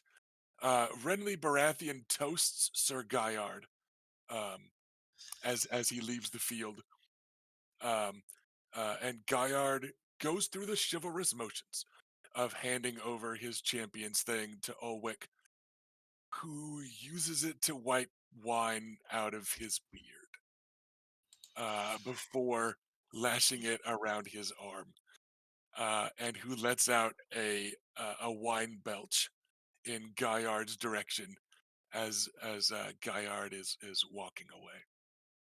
I Um, really feel it's like this just feels like it feels like an escalation. so it's certainly not a de-escalation. Yeah. Or wait, is it? No, no, that doesn't look like it yet. Sir Loris Tyrell, stiff-legged as an angry alley cat, at maybe the belch. Like that might have been what did it. Was just, how dare you burp in a knight's face, right? That could have been it. He starts to stomp over in that direction. Uh, and you notice Raina and Adam sitting right there. The lady Elia has like a berry halfway to her lips, and she freezes. And it's the same vibe you get when Grandpa is like tapping his armrest and then he stops. It's like, this has displeased me. What is happening? This isn't exactly what I wanted to be happening this moment. And she kind of freezes up, but when a lance hits the shield of Ulwick Uller, it is the lance of Septon Jim, not Sir Loris Tyrell. Thank you, So Jim. Septon Jim kind of hurried over and cut him off as Loris was like waging an inner war about whether or not to do what Grandma doesn't want. Septon Jim takes the offensive, um, and there's a murmur in the crowd again. Uh, because they're like, "Oh, that's kind of not what we thought was going to happen." I was looking at Loris walking in slow motion, looking all cool, and now it's this guy who's he. Wait, he's here in Dorne. What side is he on? What? This isn't the back and forth that we got used to. Um, and none of that seems to go through Ulwick Uller's head. He just stands up and stretches, and you think you might hear some creaks and pops because he is of an age with Septon Jim, which could have been what Septon Jim was waiting for. Maybe this isn't the Septon diffusing anything. Maybe he was waiting on another old man to be a champion. Who knows? But he stands up and he kind of creaks and pops, and he downs his drink, and the wine spills through his salt and pepper beard. But he makes a point of finishing it and then slamming it down, um, and then he makes his way back over to his horse. Um, see how this goes with the good I don't- Septon. Have, have any of us ever seen the Septon joust No. Yes. before? Wait, Well, really? not in a tourney, but you know, you have seen him training right alongside Sir Adam Brighton. He was kind of like assistant coach to Sir Adam Bridington when he's coaching you guys on Lance and Saddle. Okay. Um, he was never knighted. He was a man at arms before he took up the Yeah. seven. But yeah, he rides on patrols with Sir Adam all the time. He's he's old school badass. Never quite knighted, but because in this tourney you're allowed, yeah, this is why you haven't really seen him tilt before, but you've seen him ride Quintain, you've seen him practice jousting with the knights of your house, and yada yada. So he's pretty good. I mean, uh, so all right, um, and yeah, a lot of the Dornishmen are kind of murmuring like, wait, which one do we cheer for? Um, and yeah, so they look like, wait, we're losing some of the uh some of the momentum, right? That was picking up of this backseat fourthsea that might have led to a good old brawl after a few more, like just a couple more insults. Guys, we were close. And instead they're like, wait, are we supposed to cheer against a Septon? like, like, is there anything in the books about that? Like, not sure. This might get us in trouble. Sir Erlwick does not seem bothered in the slightest. Elia is, of course, still wildly cheering on for her great uncle.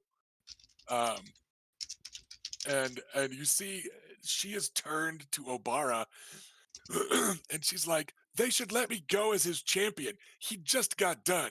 That's not fair." Like suddenly, she's concerned with that because she wants to step up in her great uncle's place, and having a bit of an argument with Obara, who gives a placid shrug. Uh, and then the tilt commences.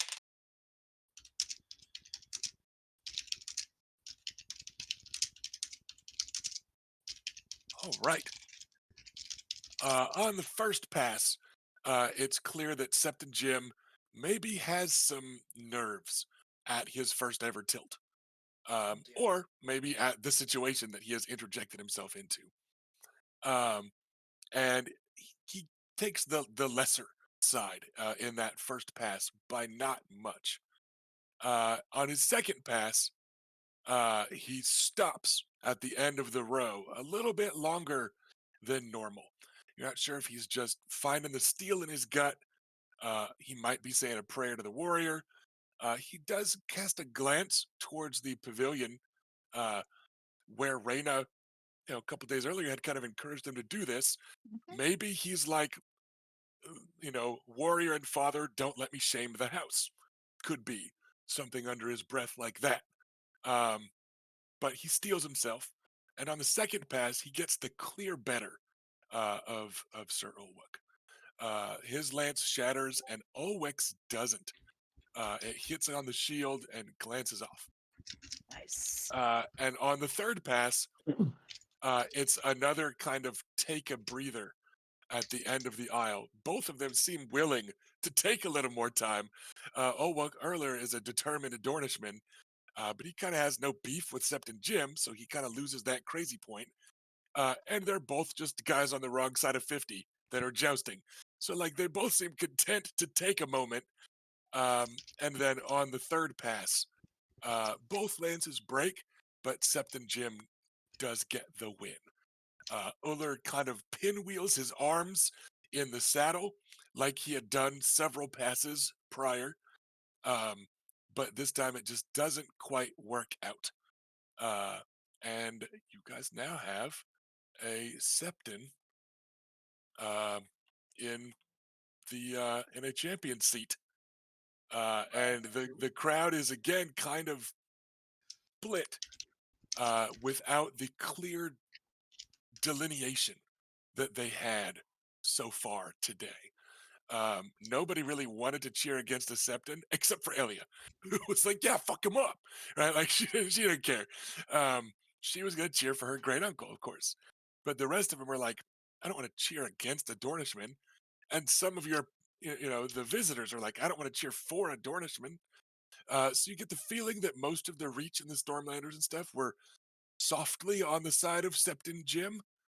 But then again, Septon Jim is also a Dornishman and a bannerman of sorts, to your house. So like, should we, if we're mad at them, are we supposed to cheer for them? And but yeah, Septon Jim gets the win, and the crowd seems mostly to just be pleased with a good a good joust. Like nobody had huge emotional weight on this, except for Elia, because everything she does is hugely emotional. Um, but yeah, so you definitely tell that some of the energy has left the crowd, and everybody gives Septon Jim a good round of applause as he takes uh, the banner to kind of tie around his arm, and as he settles into the champion seat, looking like an old man settling. He went right, old man sitting down.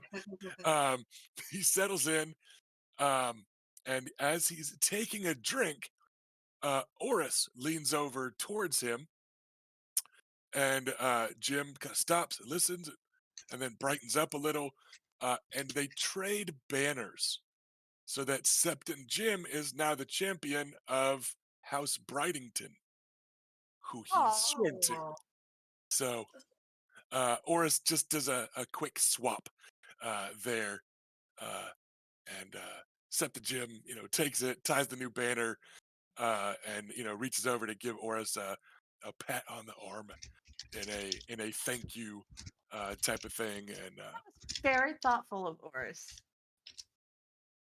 He is thoughtful. and you see Renly lifts his glass to salute that gallantry. Uh, doesn't say nephew or anything, but he clearly, Well, I would hope not. yeah, like he doesn't make a big deal out of it. It's just a polite, thing. Um, and then uh, Loris is left kind of shifting because he walked most of the way over there. Yeah, And like he can't I was like told. not challenge somebody now. And you can see gears turning in Loris's head. He's not going to challenge Renly except in like a friendly tilt, right? Good natured type of thing. Um, it feels unchivalrous to challenge a Septon, especially the Septon that just jousted, right? That was a Uh, smart move on his part. Right? Because yeah, everyone's going to be like, I can't hit a septon. like I can, but I shouldn't. Oh, we lost you, Maybe Robert. We got no sound on your end again. Robert's This Discord's been Discord does acting up. that. Give us a second. Everything's gonna be fucked up while he's gone and coming back. Sorry. He doesn't want to challenge Sir Edward Fossaway because John Fossaway's kind of called dibs, and you don't want to be rude, mm, right? Get in the way of that.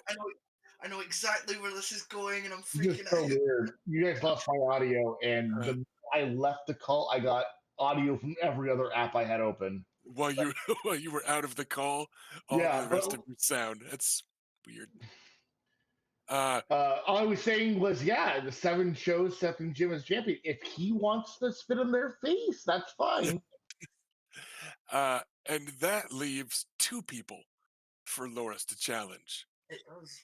One of them is a knight, and one of them is a woman. So he's gonna challenge the knight.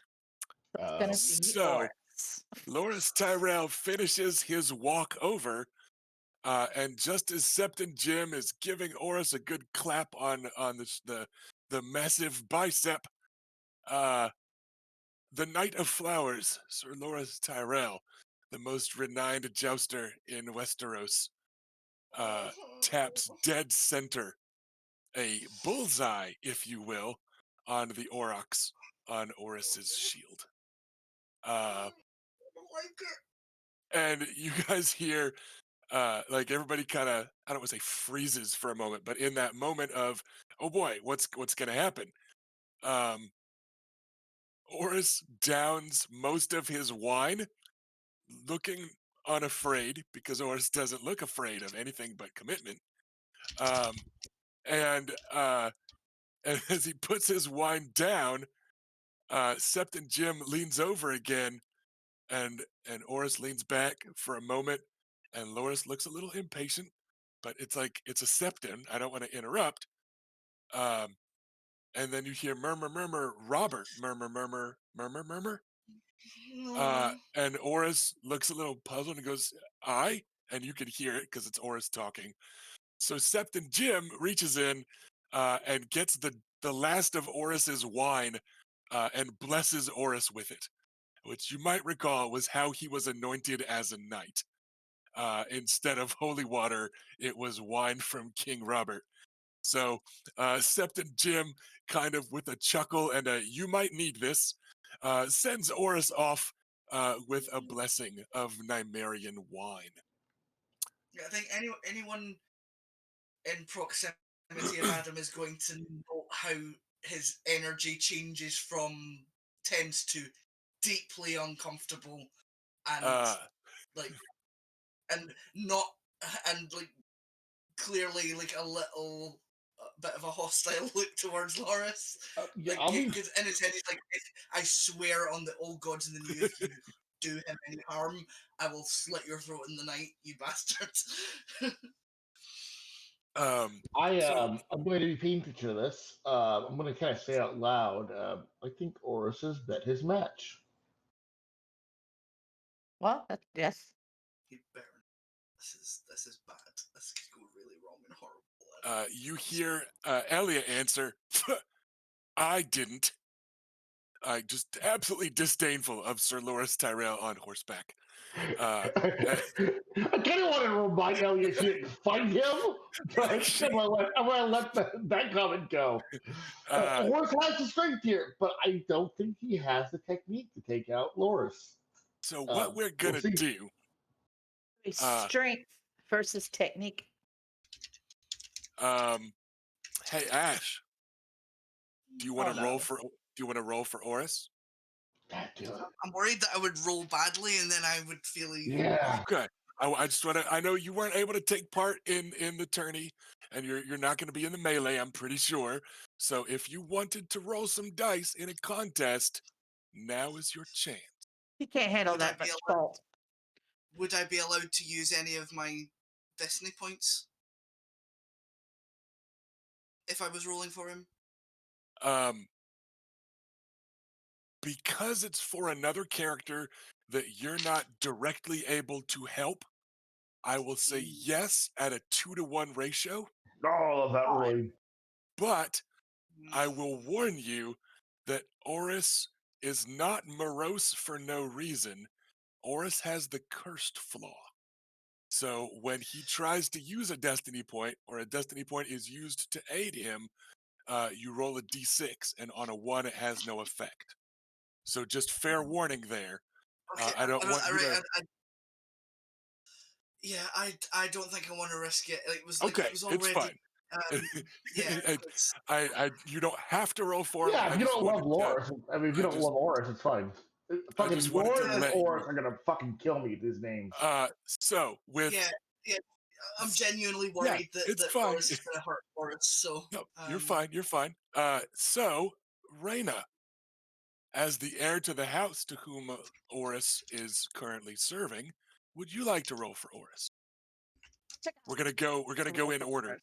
I wanted to give Adam the emotional priority, but then we'll see if Felicia wants to, and then we'll see if Robert wants to. Yeah, let's So you going for it, Felicia? I'll do it, but I need more dice, I think. You will be rolling. One sec. Rolling 11, keep 5. Yeah, I need way more dice because I had Reyna numbers of dice, not Oris numbers of dice. Okay, well, all right. I'll bring a couple. How many you need? We'll be right back, 5. everybody. 5? All right. One sec. So One I have sec. 6.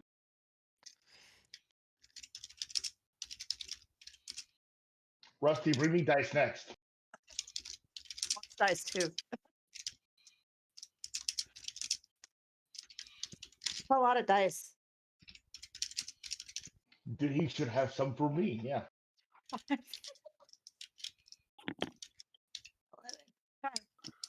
All right. So Robert, you said you wanted to roll some stuff too? No, I just want you to come and bring me dice Oh, just bring some. while you're doing it. I wouldn't mind. I would love to go to California and not be fucking miserable the whole time.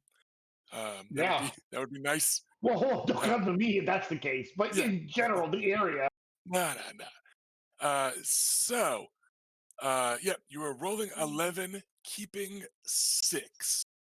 And let's go ahead, add 1 to your total for the blessings from Sept and Jim. Let's reward that. All right, and then 1 second as I get Loris's die pool together. I'm imagining you just heaving a sack of dice. Thank you, Bad Nug.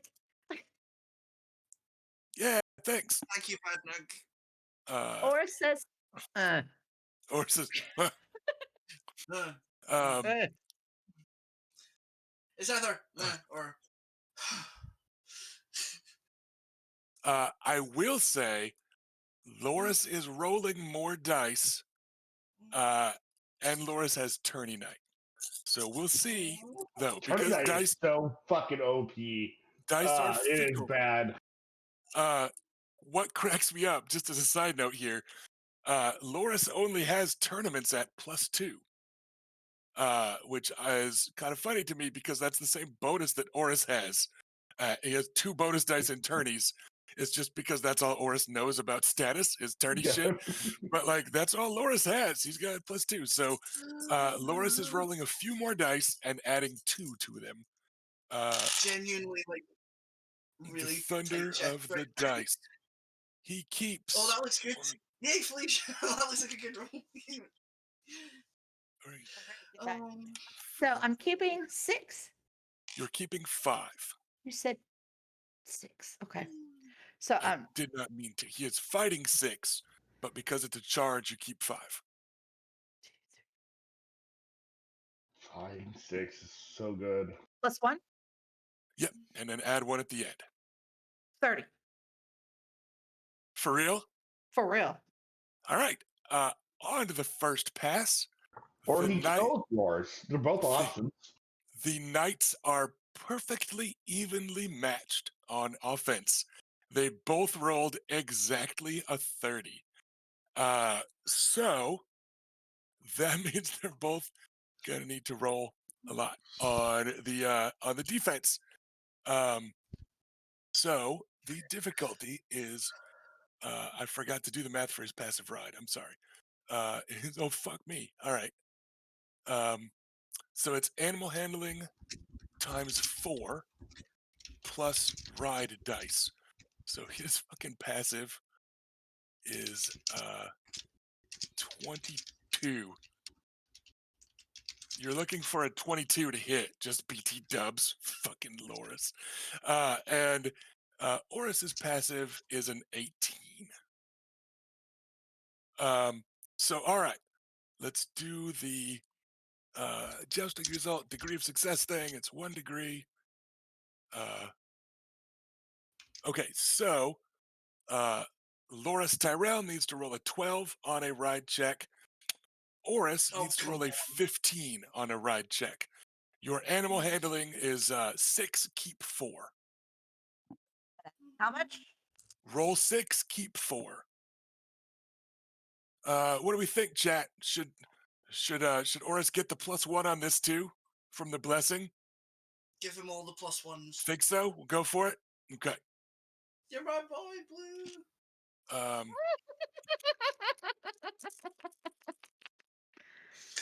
Are we ready? Oh, All right. Unsurprisingly, the Knight of Flowers stays mounted. Sorry, how many am I keeping? You are roll 6, keep 4.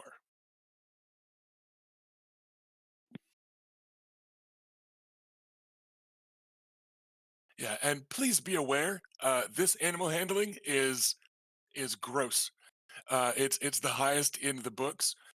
It's also this level of animal handling and ride was what I accidentally did on the first Song of Ice and Fire character I ever made. So he just kind of accidentally broke the jousting system. oh, He was was secretly a centaur, Aryan and he Storm. hid it. Yep, that was Sir Aryan Storm. So tell me again how this curse thing works. Okay, if you spend a destiny point, which Oris will not do, if you guys want to help him, you're going to spend 2 for him to get 1. If you spend a destiny point, you roll a d6, and on a 1, it does nothing. Does that mean Oris did not? Right, okay. I think I misinterpreted when you said when you roll a 1 it does nothing. I thought you meant nothing bad happens if you roll a 1. That's what. Sorry, I completely Yeah, no. misunderstood. what Sorry. you meant. Yeah, it just means the destiny points wasted, Yeah. Okay. I get making it. them unreliable. That's not actually. That's not as bad as I thought it was. I thought it was like if you don't roll a 1, something terrible happens, and I was like, Okay, that is so really awful. okay, That yeah. would be really awful. And I mean, Harsh. it's already a really harsh, disad, but like Mm. he has it for a reason. So does that mean that Oris did not roll a 15? He did. Oh, a 15? Yes, he rolled a 15. Okay. I thought Yeah. I was going for 22. No. That's your target number to hit Loris. Oh, well, then I'm not worried. I had Yeah, a 19. okay, so both of them 20. stay. 20 with my +1. All right, so both knights stay in the saddle just fine. Those lances are fucking atomized, right? Like they're just revert to the, to whatever, just gone, right? Because that's a pair of 30s that were rolled, just both perfect dead center hits. So we go again. First pass, everything's great. Everybody looks good. Oh, this is It's not. not as good. Neither's this one though. Damn He, it.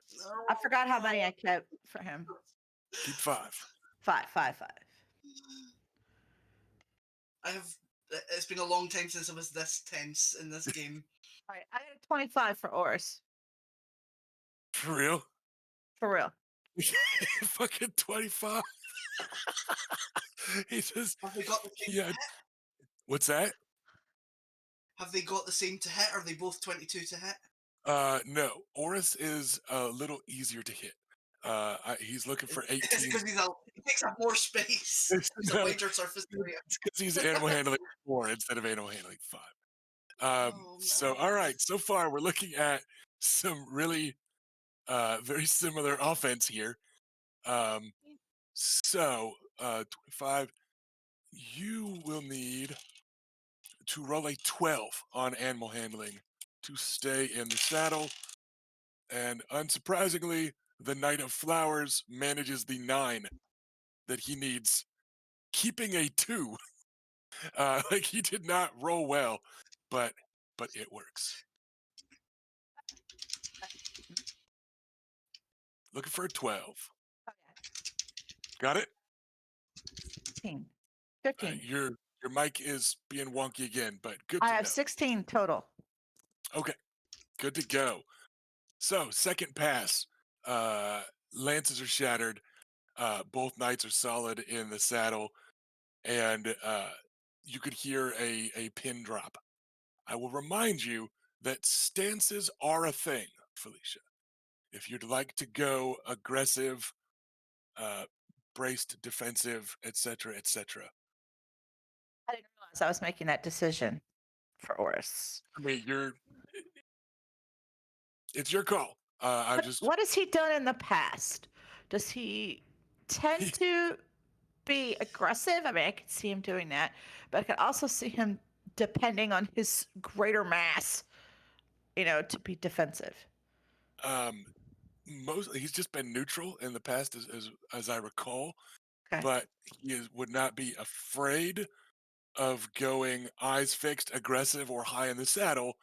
And Wait, did I? he's also smart enough to potentially go braced or defensive because he does, this is the thing he's best at. In If he his, writes defensively, though, we're going to be heralded. yeah, and we These are might so have to long. go to 7 as it is because they're just both really good at this. This is where the high ride comes in, and that's why there's a limit on these, so that at some point it goes to judges type I'm of going to thing. go take some deep breaths. So, all right, I am ready to roll with Loris Tyrell on this next one. I'm also ready to roll. I'm not going to Okay, pick a stance this time. no problem. You don't like I say, you didn't have to. Just a reminder.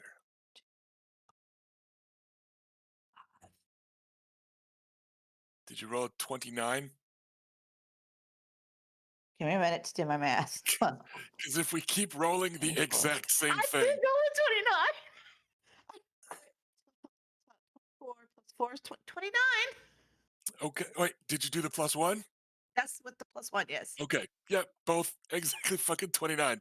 So these guys. All right. Yep. Oris needs a 15 on animal handling, and Loris needs a 12. We're gonna run out of fucking lances at this rate. Knight of Flowers is good. 14. A what? 15. 15. 15. 15? Okay. We go again. Fourth pass. Got my +1.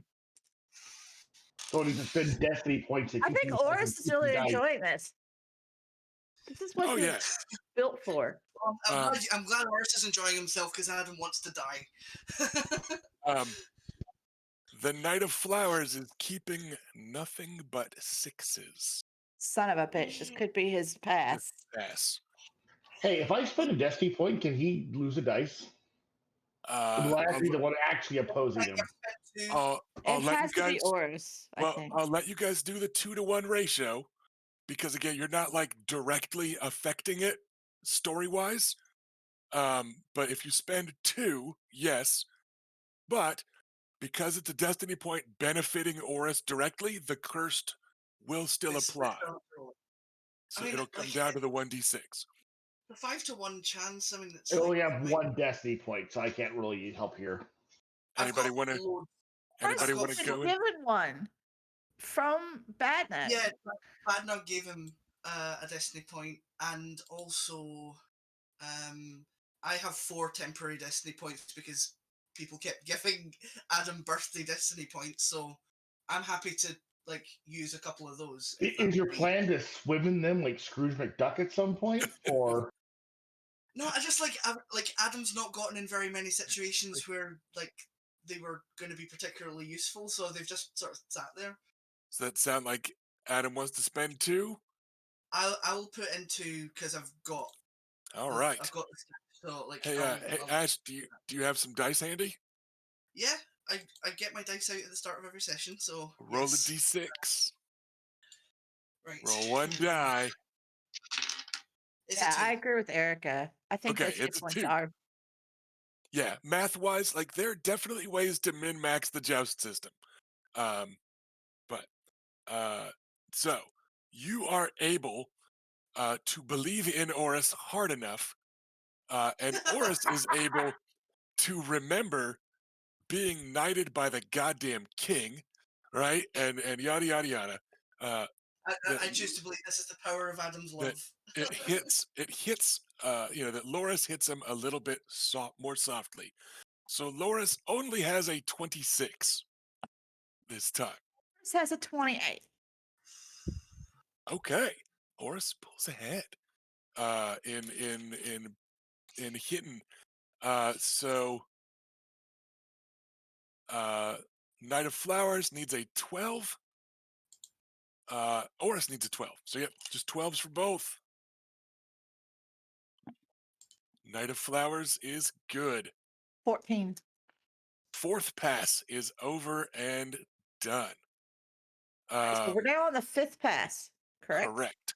And we had them stopping at 7 in this tourney.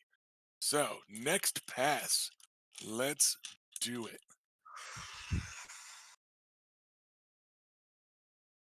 Ugh.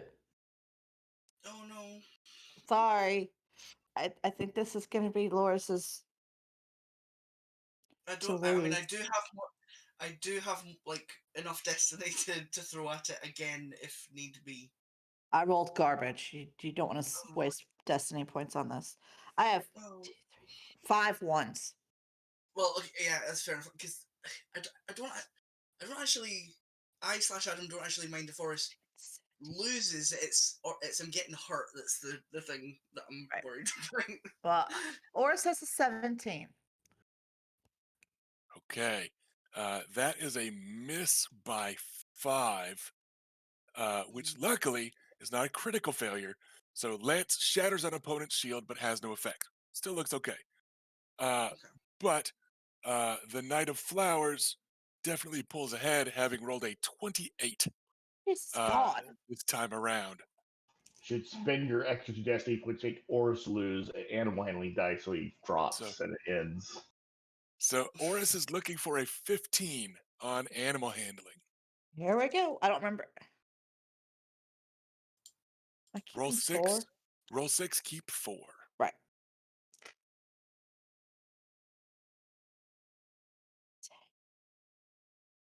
17. Okay. Another pass. That's number 6, Oh my goodness. I believe. We're Is in that 6 now. Okay, or now we're rolling 6. All right. 6th pass. All right, wait, And stop. Don't roll yet. okay. And while you're deciding, the crowd is just staring. Because these are all, Oris's last one was a barely hit. For the record, last time the Knight of Flowers, I keep saying Knight of Flowers instead of Loris because they fucking sound the same. Some Oris. But Tyrell did ride very aggressively last time. You could tell he's kind of losing his patience and is a little confused at like this I hit happening. him and he won't fall Like, down. he's just a bastard hedge knight. What? Well, Right? that was it. Underestimating Oris was the mistake. So he did ride very aggressively last time. Someone needs to yell, tie him to a bastard again, huh, Loris? Like real loud at him. Someone. Oh, someone named Lucaris, maybe. Are you gonna do it?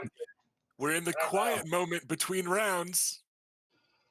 Oh, go Yeah, on, I'm surrounded by Dornish people who are, I'm sure, incorrigible. I'm going to yell that. I'm going to yell, tie him to a bastard again, huh, Loris? And I can't poison him, but no one said I can't heckle him. You hear chuckling from the Dornish, and then an indignant squeal as a 14-year-old girl's voice cuts through the crowd to say, "He didn't tie me. I won." and, of and course. you hear very nervous giggling from the Reach Maidens, uh, and not giggling from the Reach Knights or from and Loris's horse just tosses its head angrily because you could tell he like jerked on the reins as his whole body so, tensed up so in the rage. scene, can I flash back to me in the kitchens where I'm physically stirring the pot up? Just about. Um, Then we're and gonna let's go. We're gonna go defense. Yeah, defensive on this one. I don't remember what it means though, because I don't have the sheets anymore. okay. Defensive subtracts from your fighting roll, but adds to the difficulty to hit you. So Is that gonna make a difference? He's so it good. can.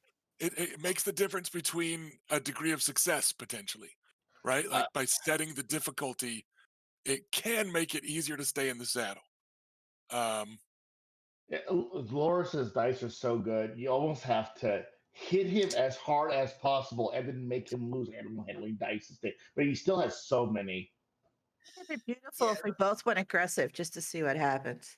um, this is Mm. going to set the maneuver for Loris, which I will describe after it happens. Oh, hide in the saddle now. Behind the saddle. Whether Orange can pick up that he's going to get pissed off, I don't know. But So what's Oris going for? Did you decide? It's the aggressive all out, I think. All right, so aggressive for 2. That makes you 2 easier to hit, but gives you +2 on this attack roll. But Ready? +2 or Oh. +2 dice? +2 total. +2 added to the total at the end. Okay, so I need to add 3 to my total. Okay, Yep, I'm ready. let's roll them. So, Sir Loris Tyrell went eyes fixed, which is normally you turn your head in your helmet a little bit at the last moment to angle the visor away from broken splinters. Uh, this is a very bold move to keep your eyes fixed on your target all yeah, through the attack. What it does is it gives you a bonus on your fighting test, but you increase the base damage of your opponent's attack. And if your opponent beats you, they can choose a severe consequence. mm-hmm. Um, Lose an so eye. it's a dangerous one, but you pissed them off pretty good. So Well, no one knows really who said Oh, man. that. Wouldn't it be really horrible if, Oh. like... Sorry, I didn't hear you, Felicia. yeah, we missed all of that. I was just like, we know it's you, Luke. We're Yeah. your siblings. So Sir Loris Tyrell has a 30. Oh, Jesus God. Hell. I'm at 28 Okay, with bonuses. with bonuses. Okay. So Oris, you need to roll a 15 on animal handling. For the record, just so you guys know, that makes the base damage of Oris's tourney lance 13. Fuck. Um, Oh, that's which a is a lot. lot. So Loris has been taking 2 points on each of these passes. So he was at Oh. 2 health. And now he just took 3 points. So Loris Tyrell, without degree of success, because that's our change, we're just not doing degrees of success, now has to take an injury to reduce that damage to 0. So Loris, the Knight of Flowers, is now going to be at -1s. Now they can lose a fucking stay in the saddle dice. And Oris has not been needing to take, and most competitors, this damage does not get through armor because we're not doing degrees of success. But Oris hits real fucking hard. Or is it absolutely in it? Yeah. This has been battering at the Knight of Flowers throughout. So this is an injury, not a wound. So it's just going to be that first -1. But he will have -1s from here on out. So Oris needs to stay in the saddle with a 15. I rolled a 20 Got it. Okay. They after are my both +1. in the saddle, but Sir Loras Tyrell is notably slower to like bring Right. his shield to bear at the end. He's he gets to the end and he's like stopping and taking a moment to settle himself. And it's clearly starting to get through. Also, that was the 6th pass. Right now, Oh. glance towards Renly. Renly is watching very nonchalantly. He is clearly very interested, but he is very carefully not like clutching his pearls or whatever, right? Is Adam It's clutching his pearls? yeah, Really knows how to keep it cool. yeah. Renly is clearly wants Loras to win. I mean, Renly knighted him. He was Renly's squire and stuff. And they're very good friends. But Judge Bros. he's not like throwing things or spitting at Oris's tourney Bros, chair or good bros, best bros. Just guys being buds. So Guys, here being buds. on the 7th Just kidding. pass, we've got -1 to Sir Loras Tyrell's total to everything, and this is stay in the saddle. This is also attack, but he also knows it's the 7th pass. So yeah, he will set a maneuver accordingly, because traditionally this is the final pass of the joust. Last chance to razzle dazzle the judges. Huh.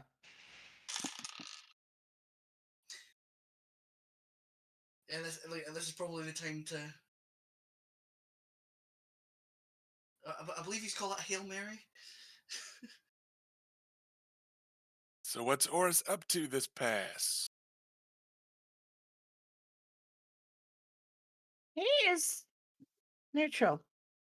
Just staying all around. Okay. Yeah. This is Which is business fine. to him. This is just him doing his thing. He, for the record, has not been taking damage from Loras Tyrell. Yeah. I have a 20. Oris has a 27. Okay. He beat Loras Tyrell's roll by 2 this time. So another good solid shot. And Sir Loras Tyrell has a 26. So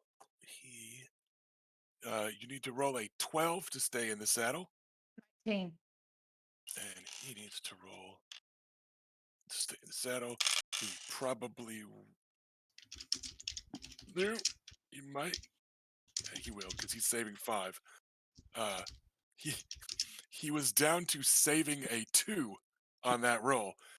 They were not super hot dice, but even like without the 2, he's got it. So lances are shattered. These two have taken down 14 lances. Loras takes another injury because he just has to do that now. Because he's out of fucking health. And they both pull up at the end of the aisle, and it is the 7th pass. They both look ready to go. Loras has fire in his eyes. Right? It's the angry face instead of the pouty face. But he's got a helm. You can't see the face. So He's got a visor and stuff, whatever. And actually, Loras does lift his visor because they're at 7, so they're paused and they're looking to the judges. Oris does not ask anything; he just waits, placid, imperturbable as a mountain. Um, but Sir Loras Tyrell does lift his voice. Say, by my count, that's 7 lucky passes for the bastard. Shall we continue? or are the judges ready to call it? He says, absolutely certain which way it's going to get called because it's him. And he's pretty sure that's how Who's it's going judging? to get called. Now, who's judging? Well, there are currently 5 highborn lords and ladies sitting in a fancy pavilion up there. Fuck me. Maybe, I mean, depending on how you call it. I'm going to say right now, the fact that he refused to acknowledge Sir Oris's knighthood, it has really made Adam angry. He's like, oh, it's fucking on now. So, you two basically can choose, do they continue, or do you call a victor, or do you call a tie? And remember that it's I would piss him off so much, though. so let's go with the lady Olena just pauses for a moment and goes, the pretty one, this is what he's for. So she calls Loris for the victor.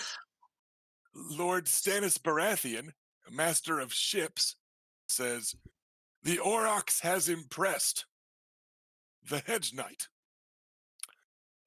And then Iris Dannett pauses to let her heir to her noble house and Lord, young Lord Adam, she's gonna follow your calls. Sounds like. So keep in mind, if you declare a victor, it is likely to influence morale, and could be a danger of showing Dornish favoritism. I'm sorry, did, For did, Lady, instance, did or Lady not really Iris declare Dornish. one, or I missed what her judgment was? Lady Iris has paused to wait and see what. Oh, okay. To cast a glance towards Reyna. And yeah, Ash just lost Wi-Fi. He will be back shortly.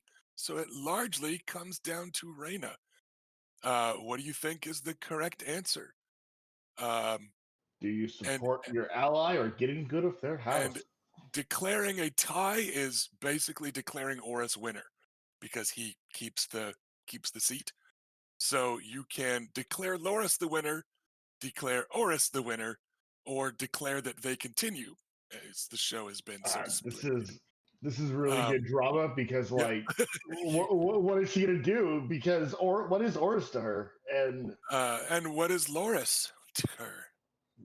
Mm, I just got back from losing Yep. my internet connection You for about 30 seconds, yeah, so I you missed. didn't miss anything. I was just recapping the choices, in that if you declare Oris victor or declare a tie, Oris basically wins and keeps the seat.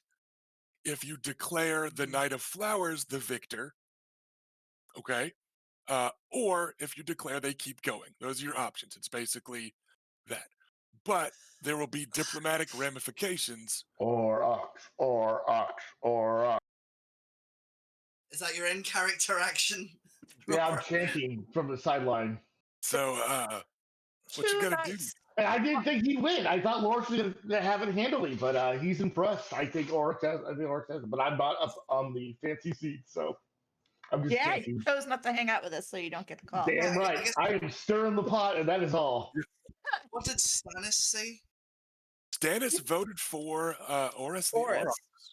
He was Right. impressed Right. by the show the Hedge Knight put on. So right now it's Sure. one for each of them. And Lady Iris, who remember is potentially going to marry the victor. So, but she's still waiting because she is your sworn bannerman. So she's waiting to see how the house votes. Yeah, there's some stuff at work as far as I'm concerned Here, right? because one, he adores Oris and wants him to do well and doesn't want to not support him, especially when he's basically biased in his favor. But he also doesn't want him to be in danger of Iris picking him. Man, wouldn't that be a really wouldn't that be a really Westerosi twist of the knife if the Lady Iris Dannett cast the deciding vote and then chose Oris to be her husband as a way to That would get be back horrible. at House Nymerian the only way But she possibly can. I also think very Westerosy that we just abandon Oris here due to our own personal political wants. So So yeah, well, like, in response to what Rusty was saying there, yeah, that is exactly what's on Adam's yeah, mind be right too now. bad. He's like, but Okay. there's also the thing where like this Do you want to he can vocally very- cast a vote for the Knight of Flowers instead of Oris? Yeah. I feel like Yeah. the Jeopardy music should start up now. so, Well, like, in Raina the first has instance. made a decision and in the she fir- hasn't waffled at all. All right, right. I don't know Okay. what you said. So, like, Yeah, so I I was haven't going to said say Adam. anything yet. Yeah, she I'm had ready. not spoken. Alright, She had yeah. just yeah. So Okay, you're Alright. waiting. Adam's going to cast a very worried look at Raina. Tormented, And- even. 2 knights on this field, and both have already exceeded expectations and performed with gallantry and valor. I say they finish it. They go again. You get a cheer from the masses across the lane. Stannis gives a curt nod, like he understands. He doesn't like breaking rules, but that's a tradition, not a rule. And it has been a good thing. It's a norm, not a law. Yeah, the Frankly, one tie is one tie too many for this entire week. the Queen of Thorns pops a cherry into her mouth and gives a disinterested shrug. The Lady Iris Danit says, "Oh yes, let them continue." Very eagerly sounding, giving a little, clap clap to fit in with the Reach Maidens, that type of vibe. So that's 2 votes to continue. With Stannis's assent to continue, the Queen of Thorns not really caring. So it sounds like Adam is off the hook. It does not come down to Adam having For now, to. anyway. So let's get those dice back out. Loris That does Tyrell. like take some of the dilemma out of it at least. Yeah, because I think even now, even if Adam was to say like no, like I think Horus won, that wouldn't be a decider or anything. So I think it's now like Whew. down to him. Yeah, so like Adam will just like indicates a like agreement with Reyna. Like, So how Yeah, so yeah, I concur. This should clearly the 7 needs a few more passes to decide. we're going on the Then it aggressive gets- thing again. I don't remember what that is. Like plus at the it's end. the one that's actually called aggressive. It's a +1 or 2 to your fighting test, and a -1 or 2 to the difficulty to hit you. So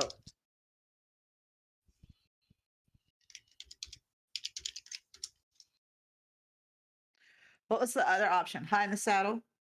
High in the saddle is a +1 or 2 to your fighting test, and a -1 or 2 to your roll to stay in the saddle. I would That one's probably not take the one- ideal. Aggressive is probably better than high in the saddle. Yeah. Yeah, you don't because Loris Yeah. doesn't need as high a target number to knock someone out the saddle. You want to try Exactly. and reinforce that if possible. Right. Well, that's what I'll Yeah. do. I'll do aggressive Aggressive is pretty good. For 1 or for 2? too. Okay. So I have a +3.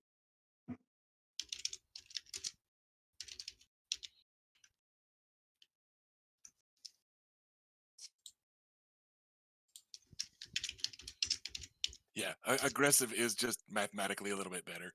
Like unless if somebody like Lady Lance, for instance, might go high in the saddle instead of aggressive because she knows she's going to make that ride check even with a -2.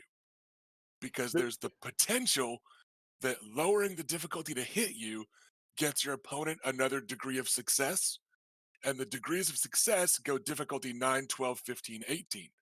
So potentially lowering your difficulty to be hit increases the target number by 3 in a way. Yeah. So it comes down to your animal handling total, but like how dedicated you are to ride. But They, normally, they don't increase at the same speed, which makes for some pretty interesting mathematics. yeah, it's just weird math.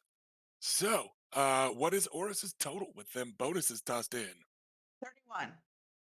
Okay, the highest roll that we have seen. What was that? What did you say? 31? 31. Wow. Unfortunately, that is still only 2 degrees of success because Sir Loris rode defensive +2. He is starting to get worn down and he knows it. Would So a destiny, would destiny be enough to bump that up? It wouldn't, would it? um Well, I guess it depends on depends what dice how. you're dropping. Like what's the highest die that you dropped? Me? Yeah. Yeah, 4. Um that would make it another degree of success. Yes. I mean, provided that the curse didn't kick in. Yes. But so decide now. Yeah, would that be allowed? Because if it would be allowed, I would Yep. like to Same do thing, it. just 2 to 1 and then roll a d6. I will fly in For 2 days. For his part, the Knight of Flowers then hits with just a 23, which is Oris needs a 12 to stay in the saddle. Wait, wait, hold on. So he would lose the stay in the saddle then? Are you saying? No, if I'm you're wanting confused. to, if you're wanting to, well, because it happens simultaneously, so that's why I just gave Felicia the total. So if you're wanting to spend destiny points to let Oris keep that extra die, it will make the stay in the saddle roll more difficult for Loris Tyrell, which is why I Okay, yeah, haven't fine, rolled it yet. yeah, fine. I Yep. thought you meant for Aura, so I got confused. Right, No, okay, no, I'm no. going to roll the curse dice now. Yep, roll the d6. It's a 6. Okay, so he is fine. All right, and then roll stay in the saddle for Oris. Again, he needs a 12. And this means that Sir Loris Tyrell now needs a 15 to stay in the saddle with a +2, but a -3 19. from damage. So, Wait. 21 plus 1 is 22. Minus 2 is 20. so he's fine. You just need a 12. Okay. So, Loris Tyrell visibly struggles to stay in the saddle, but his 18 is enough. And even taking a die away, it would still be enough. But he was keeping 2s on this roll. It was not a great roll. He was clearly struggling. All right, we go again, and that's another injury on him. He is now at 3 injuries, and he is certainly very slightly built compared to Oris. So no one's sure exactly what his endurance score is and how many injuries he can take, but he is clearly getting just, I mean, you're allowed to yield in a joust, aren't you? yeah, It's not going to yield to that. Yeah, he's never going to do that. I wasn't saying he was going to, I was just Yeah. asking if he could. he might, but he's not yet. I'm pretty just- sure he doesn't want to die Yeah, from this. he's just gonna get pounded by Oris as long as he can. You're going to say mood. Like it was no like what that incited was very similar to when Elia was like making a big thing of like, oh, I've been riding with Oris. Like, Yeah, that was just to wind me up. you are correct, sir. Yes, that is. Yes. She said with, though, not writing Oris. Yeah. And that is the reason she's still alive. All right. What stance is Oris in? Neutral. Okay, roll them bones.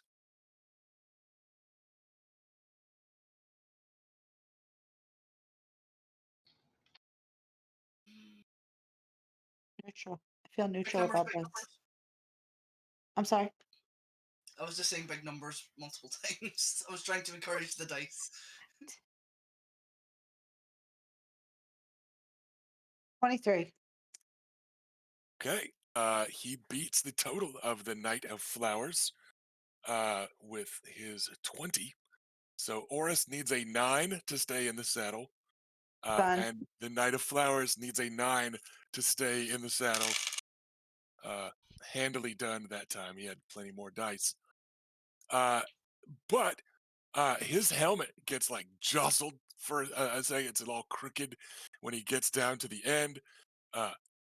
His shield now has a visible crack on it. The gilded rose is split, and he is kind of slouching over the saddle there at the end of the row. Out of character, the next time he takes 2 points of damage, it's going to be a wound, not an injury.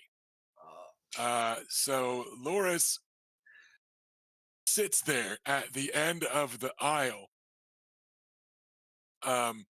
Oris is just implacable. He's just bored. He's just an aurochs chewing on some grass in the middle of the field, right? He's just hanging out. He's having a good time. This is the most fun he's had in a while. But Loris looks visibly torn. And he's looking to his grandmother like, am I going to shame her? Am I going to shame her if I don't stop? Can I tell her that I stopped as a favor to her because of the instructions that she gave? How can I play this? And will Renly be disappointed in me versus will I, like you can tell that he's like stopping and he's got on his pensive face. He's thinking and he's doing math. And everybody watching is just mostly holding their breath and waiting. Elia is like, yeah, kill him. Like she's making her favorite very clear. But most people are like, holy shit, like what's going on? How many trees do they have down here? Like how long is this gonna go? I hope it never stops. This is pretty great. And then eventually, Sir Loris drops his broken lance to reach for a fresh one, and instead he holds up his hand, and he says, I will take my splintering shield as a sign from the Seven that we have made enough passes. Let the aurochs be called the victor this time. And he's very stiff and very formal and very kind of sour-faced about it. And he's that sort of brittle polite, right? When you go through the motions of civility, but you fucking hate someone, and that's Yeah, all you they're don't getting is that little bit of civility. So he does exactly that. He declares Oris the victor. He turns and gives a bow of his head in the saddle towards the winner. He gives a deeper bow towards his grandmother, and then he just fucking jerks those reins, turns his horse a 180, and trots off, bouncing uncomfortably in the saddle because he's just this knotted up ball of tension and bruises. Um, Well, thank the Seven. I thought we were going to run out of lances. They could have gone all day and all night, I think. Over to the side, Adam is downing an entire jug of wine in relief. Stupendous show. all right. That was not how I expected that to go. I fully expect this is going to backfire. This is good. I don't think we're done yet. This conflict. So, with that, let's say it's the lunch break in the tourney, and also somebody needs to go after Loris and steer him towards the Maester tents and that sort of thing. So you hear, before anybody moves to challenge next, the Lady Orleda says, I'm hungry. I'd like a sandwich. And she just stands up and starts to leave. And it's clear that it is lunchtime. So let's Are do our mid-session break in real life. Also, we'll be back in a couple of minutes. And yeah, we'll come back with the afternoon jousting right after this. Message from Cool. our sponsors. Our sponsor is the away screen. Raid Shadow Legends. Sign up now and Something, something, something. Yeah.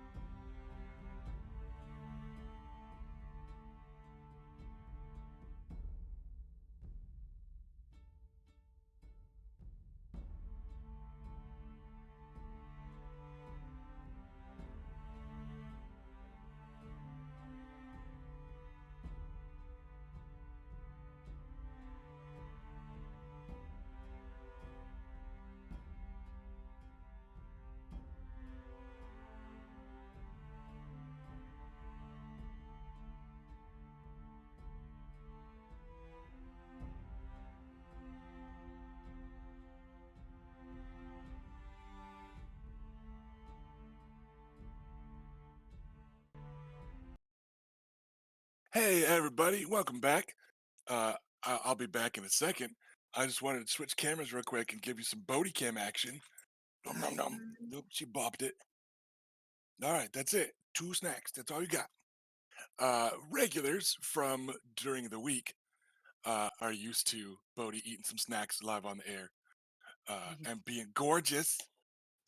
So I wanted to give the loyal Song of Ice and Fire weekend crew a look at Bodhi's adorability as she finished off a cheese sandwich for me.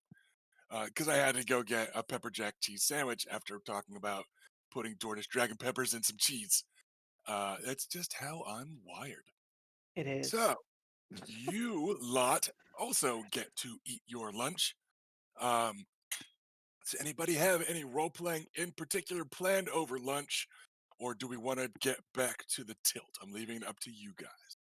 Well, yeah, kind of, but I don't know if it's gonna if it needs to come later or not, because Adam still very much needs to talk to Loris, but you know, I would like to not be.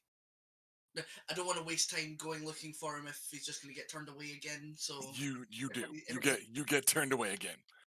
He is pouting in his tent again. fuck's sake, Loris, grow up. Right after something pisses him off is not the time to try and get close to him. He is. Yeah. The thing is, it's not. I'm not doing that by choice. It's like, He, fuck, you know what? he just I'm just keeps actually getting just pissed getting off. actually annoyed. Yeah. Uh, So him's a yeah, sulky I'm not boy. going to do that. Like I was asking that question out of characters, so Yeah. not going to do that. So All right. So Erica's complaint about Bodhi getting a few snacks and she got none. Listen, earlier this week, when it was 3 degrees outside, Felicia was asleep and Bodhi was curled up at the foot of the bed, and I pulled 2 blankets off my wife and tucked them around Bodhi.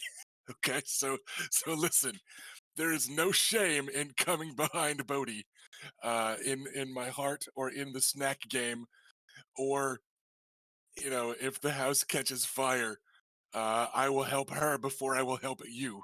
Right? Like that's okay. It happens. I've One time I made Felicia sit in the back seat while Bodhi rode in the passenger seat. Okay, like it's all right. It's not you, Erica. Trust me. It's Bodhi being so amazing. So yeah, no shame. Don't feel bad. Don't feel bad. As I have told Felicia often for about 14 years now, being second to Bodhi is actually really good, like statistically. So let's get back to it. Everyone is abuzz with excitement about good jousting after the morning went kind of without incident and ended on a high note of um, some really good a really good match. Um, That's how I'm playing it off, by the way, in all my chatting. Is that there's just an amazing display, and the prowess of both was, you know, yeah, was just amazing to watch, and I felt like it was historic. so yeah, everybody's having a good old time for the most part. They are still segregated some. They're still hanging out in their groups a little bit. But you guys do see Beric Dondarrion and Balin Swan like making a point of congratulating Oris, um, and that sort of thing. Um, even if some of the others aren't, so they're putting in a good faith effort to kind of reach out. Oris seems completely disinterested in the politics of it, and he's just like it would never occur to Ornis that he was standing in for Dorn, right? Like, like he wasn't. He's like, no, it's just Lady Bessa put a big bet on me every match. So yeah, and you do see Bessa of Fleabottom over lunch, while a lot of the Reach Knights are in the feast hall grabbing bits of food to take out, she looks like a motherfucking tax collector. Because they were placing some bets. She's been wagering for Oris every time it's been his turn, and a whole lot of Reach Knights just assumed Loris Tyrell was gonna win. So she looks like the fucking tax man over there. Um, and she's all, I'm telling you, it was me, it was milk from me teeth. You could have had more, but She you lot, always does. you, Wow. you lot chose to be raised in Highgarden instead of nursed by King's Landing's finest. Jiggle, jiggle, jiggle, jiggle, jiggle. Right? And she's just having a great time at these knights' expense. Beric Full Dondarrion expense. Beric Dondarrion drifts over there to laugh and dashingly flirt with her, yada yada, to keep to keep things light. He did not bet against Oris. He felt like the safest bet was no bet because he also Yeah. didn't want to like piss off his host or anything. It looks like Sir Balin Swan was just about the only other person that bet on the Aurochs. Hello. Oh, I didn't know if you did or not. You Uh, never asked. But like Oris told Adam, like bet on me every time, so I did it. Yeah. I mean, So, for this one, however much you bet, yeah, and Robert's leaving, he's coming right back.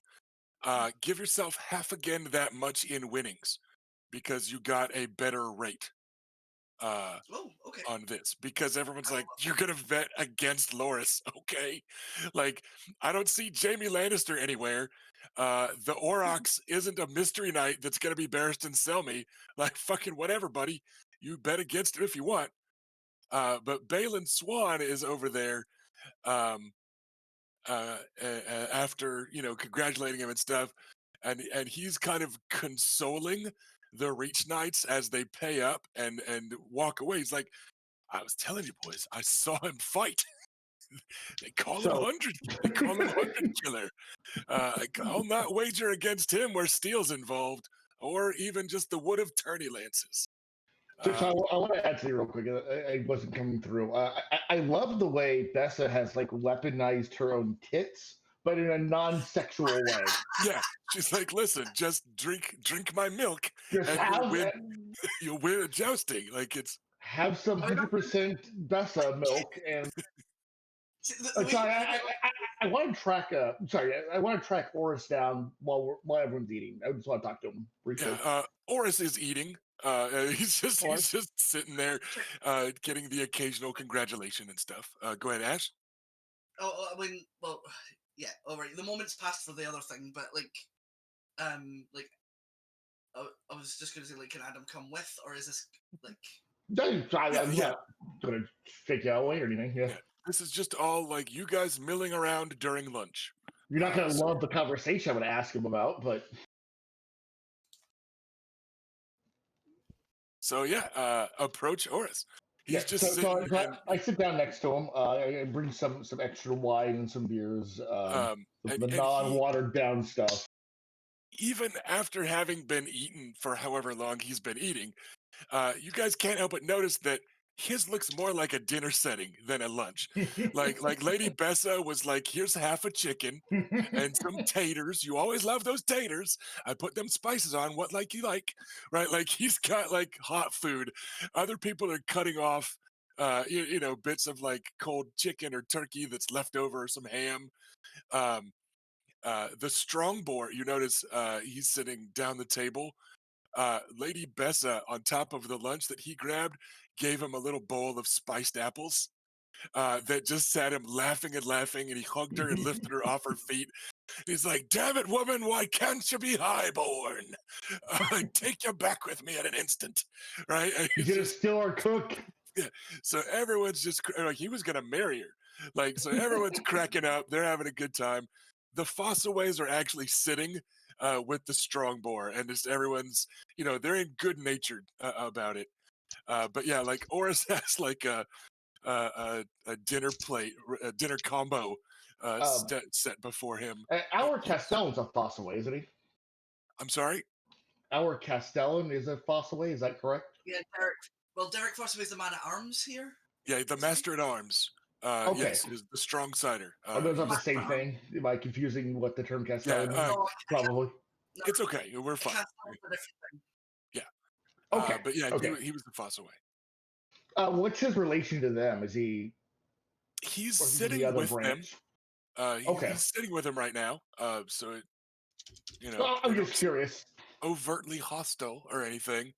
But it just seems like all the Fossaways got over there to get in on like the Apple joke, and to be there when Bessa brought them to him. It could have been one of the Fossaways' idea, just to keep playing it. But yeah, he's over there Yeah. too.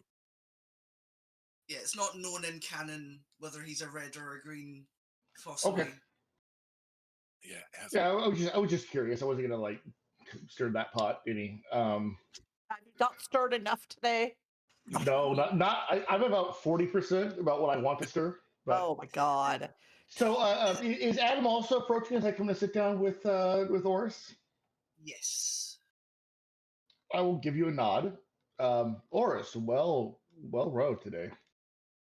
You did He- so well. He grunts around the half a chicken in his mouth, right? He's just like he's gnawing on the chicken, and he's like, "Thanks." Like that's what you guys get. He does make eye contact with Adam, as opposed to the general nod in the direction of Luke. So you get kind of acknowledged one-on-one instead of Oh, that's nice. I just. feel special. Yeah. When you finish your chicken, I have a bit of a question for you, if you don't mind. His eyes narrow suspiciously, Nothing. but he can't bring It's himself nothing to. bad. But he can't quite bring himself to eat more slowly, so it still doesn't take real long. So he's just kind of Listen, like, he just burned 1,000,000 calories, jousting in full plate mail, 8 rounds. So he's yeah, a growing boy. he I think keeps that'll be eating. two suspicious eyes because I would be like, you what? What is So the yeah, question? he just keeps eating and gives you a shrug. Um, I'll wait a few moments and I'm gonna mention. I go, obviously, the prize attorney is the hand of Lady Janet. Do you intend to pursue that? So, some highborn lady ain't gonna marry no bastard hedge knight. Nah, she'll never I pick me anyhow. If she does, are you interested? I think you would be a great match for her, to be honest. Oh, you okay, Adam? Too many dragon peppers in the food, maybe? There's a lot today, isn't there? like I'm gonna look at Luke like, are you doing this deliberately? I didn't ask Adam to come over here. He just sat down. Oris's big bushy black brow kind of furrows a bit, and he looks at you two and any other Nymerian sibling that might be close if Reyna wants to be with the group. And it's that look that you got often in King's Landing of like, what's the etiquette here? Like, I don't know the rule. So- and he's like, what Oris, you don't happens? What happens if I say no? Hell, what happens if I would say yes? I mean, hell, why'd she pick me? No, Well- she'll not pick me. Well, one, if you win, then clearly you as a possible match has been blessed with a 7. She would interpret it that way, and she wouldn't be wrong. Yeah, but You right would provide strong children, strong. Yeah, but Renly fucking Baratheon's a champion right now too. Like, sure, she ain't gonna marry the Tarth wench or the Septon, but 7 hells, man. It occurs to me not everybody maybe knows all the gossip in King's Landing when he says that. I do Also- not believe Renly will be picking her as a available. Well, he doesn't get to pick. It's her that gets to pick. Yeah. And Right. I don't believe he'll be in the running. I spoke with her during the hawking, and I'm of the understanding that her interests lie elsewhere. No. Points with the chicken leg. See, she should choose Renly or somebody, and he can marry off to anyone in the Stormlands. Ah, she won't pick some fucking hedge knight. And yet, that's not a no from you. It's just you don't think she'll do it. I don't know what I'd do if I started fucking flying either, Luke. but not worried about it. So it ain't gonna happen. All right. I just wanted to know if you had that, if you give it any thought. Gives you a look like nobody's asked me before if I've thought about something. Like he's just like, what?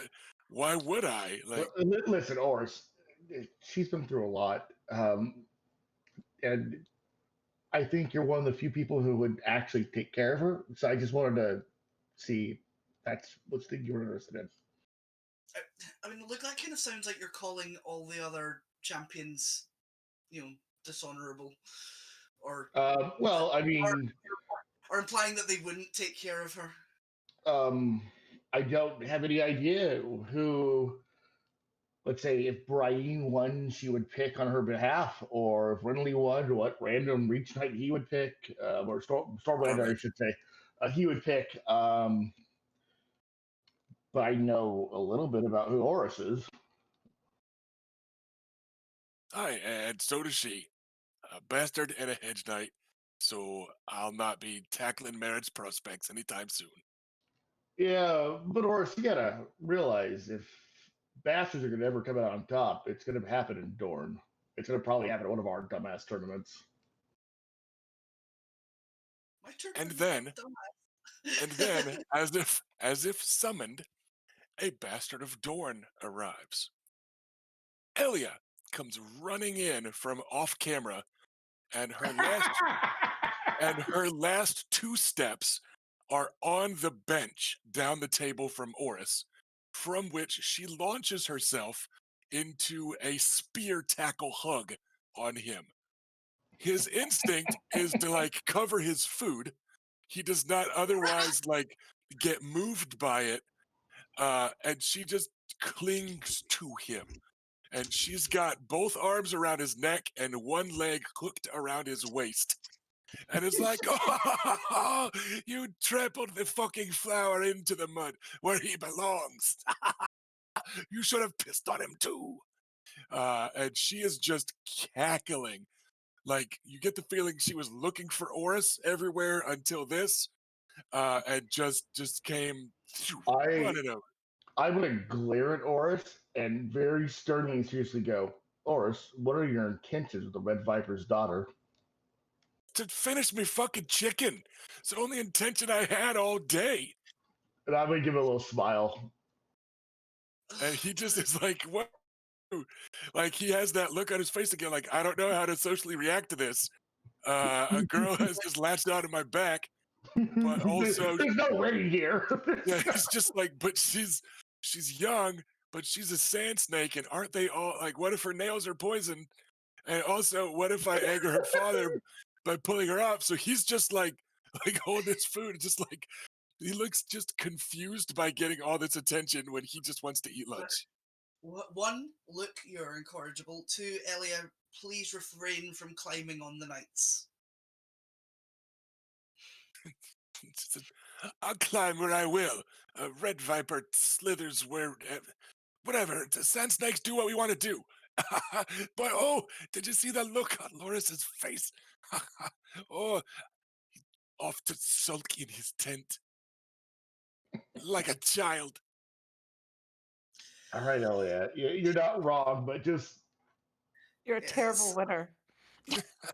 Nonsense. I have plenty of practice. First he loses to me in a race, then he loses in a tilt to another bastard. Ah, oh, what's next? Let's call forth a storm or a flowers, and then maybe they can beat him at cards or dice. I think it would probably be a good idea not to antagonize him further. Well, then you shouldn't do it. Or Waters. Yes, let's go find him. He left. No doubt he could steal a girl away from that Loris. He's half a girl himself. He's half a girl. Yeah, that's not a comment that's going to go down well with Adam, but he's not going to say anything at the moment about that. It's just going to get surfaced. You do, like I said, get the impression like she was joking about Orain being a like steal your girl. She wasn't. You get the impression it was a comment about Loris being perfumed and his hair being cleaner than Elia's and all. Not a homophobe thing, just to be clear. Okay. Okay. Just because, yeah, from a lot of characters in setting, calling him half a girl would be something more homophobic. But from her, she's just like, he's fancy, right? Like it's that sort of Okay. I scorn. mean, He like, probably like games regularly. I mean, she's already annoyed him, but it's like, yeah, it's fine. It's fine. Fine. It's fine. It's not fine. He's gonna pretend not to care. Poorly. I'm gonna put an arm on Oris's shoulder as I get up to leave and just go, telling you, being a bastard isn't inherently a flaw down here. Just take care of yourself, Oris. You do well. He looks a little irritated. It's like, why is everyone touching me while I'm trying to eat? Don't they know not to do that with dogs? Like, literally, like yeah. literally, like, Yeah, he's like growling at us. the only person who isn't pawing him is Adam. Yeah, for Everyone once. treating him with respect. He's not a piece of meat, guys. Elia does kind of slither off of him. So she's now just seated on the bench next to him, which she has the bench astraddle like a horse, and is just like staring at him Oh, in awe, right? Like she's just adoring him from right there. He does not seem to notice, except that she is off of him now.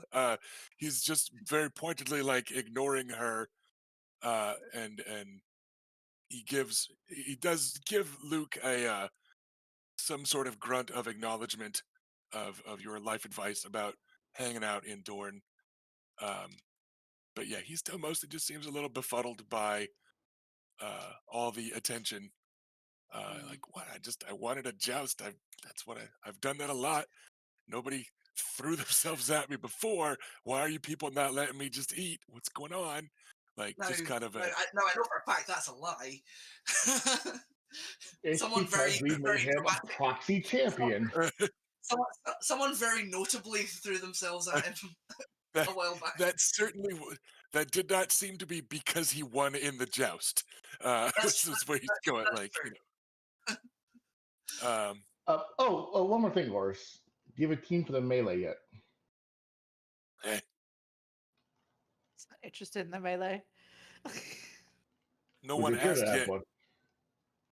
Huh? I put together a rather unusual team. I'm gonna kind of look at Elia and give her a smile. You are welcome to it. Welcome to be part of it. Melee tomorrow, yeah? Yeah.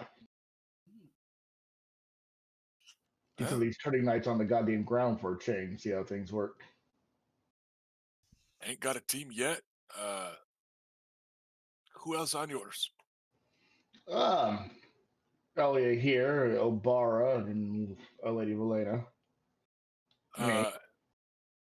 Elia reaches out and touches Oris's hand, or touches Oris's arm. He goes, "We would love to have you on this fight. We're not allowed to bring horses, which is stupid. So we'll bring you because you're as big as one." And she gives him a half impish, half girlish smile, and he is blushing beneath that beard now. Like, what's going Elia, on? you can't ride this one in public. Please don't let her do this to me. Like, you know, he's not like that awkward or panicked, but it's like, well, Velena, she's got that dragon sigil, yeah? She Yeah, the rode green one.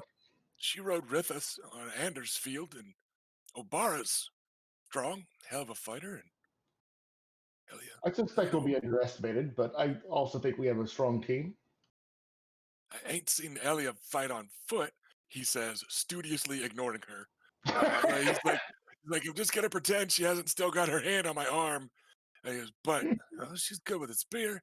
She ain't called Lady Saddle, huh? You know, hi, sure, I'll bet on us.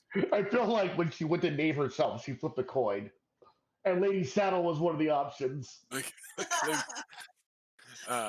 so yeah, Oris less than enthusiastically, but yes, he has agreed to join your team.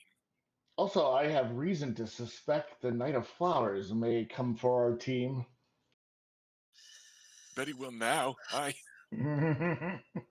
He'll think twice now if he's smart. And Elia leans in close enough on Oris to speak to you around him, and she just purrs. I'd like to see him try now. Well, Oris blushes more, but does not turn his head back to the right to see her. He's just like, "Arr." Elia, you're being a little obvious. I give her a smile. I go, now ease up on Oris. It won't be any good if your father poisons him before the melee. Elia gives Adam a little pout, and then makes a face at the Nymerian boys as she slumps back to still be sitting straddling the table. Or not the table, Sorry. not the table, but straddling the bench. But yeah, so she kind of makes a face at you guys. She goes, "Father's not even here. Somebody else would have to poison him." That's And what they you will. want you to think. So do you, I would suspiciously offer Oris a biscuit, like just a little bit of like a bread roll or something. He just from his own plate. Yeah, from his own plate. I'm just having fun. This is me having fun today. he just shrugs. Hey, you signed me on the team. You're not gonna poison me now. That's good logic. So Elia, are you intending to press the rematch that was arranged, or are you going to let him or do you consider the losing in the joust to be enough of a lesson to him? She twirls to her feet with girlish energy and enthusiasm, and kind of gets up and she spins a full circle, and then sprawls against Oris, like her back against his, like she does to her horse. That same, and then she goes, "Let him lose at that too. Let the Ponzi boy lose again and again and again, and the two bastards every time. We'll beat him in another race. We'll beat him in the joust. We'll beat him in the melee. Wow. Yes." I am going to Ah, extract myself as this is happening to leave Adam to the mess I made. And I'm going to actually look for Raina. So I'm going to step back for a moment and let Adam talk. But Thanks for that. I didn't mean to bring up all the worst topics around Adam. Yeah, and I'm starting to get the feeling people are doing it for sport. I think the only way it could have been worse is if Luke had been like, "Listen, when you make love with her, you must be gentle." Right? Like if he had just gone that Dornish one step more in the conversation, it's probably the only way that it could have been worse for Adam. Yeah, I mean, I like, could, I like a could, whole chunk of that, like Adam's blushing as well. yeah. To be honest, just like, oh, She has trust issues, so move slowly. Just check with her at every step. A lot of eye contact. Make sure she's into it. Give her time if she needs it. But so Adam, I regret. you are left with Oris, who is still kind of hunching over his food, and Elia, who is just kind of spinning around joyously and is languidly stretching against Oris's back while she pictures Loras Tyrell losing even more. Just if I may make a small request, by all means, beat him in the rematch or anything you care to arrange. Just please try to have a modicum of grace about it. Reyna has to marry his brother, and I would really rather we not be at war with them. Everything I do in the saddle is graceful. And then walk away. That's not what he means. No. I meant gracious rather than graceful. Just, when you beat him, just perhaps only rub it in half as much as you would normally do. Well, we'll have to see how close he comes to losing by a narrow margin.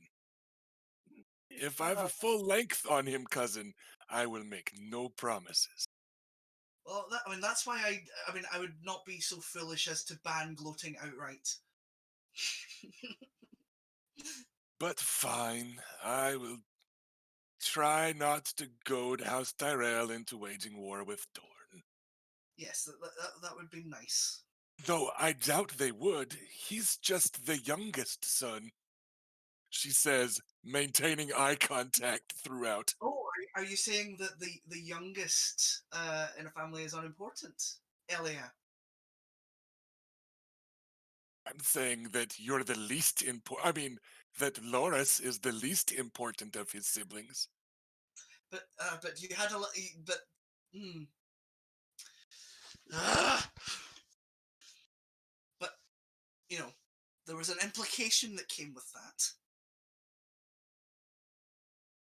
Oh, Oh, she says, feigning You know innocence. what?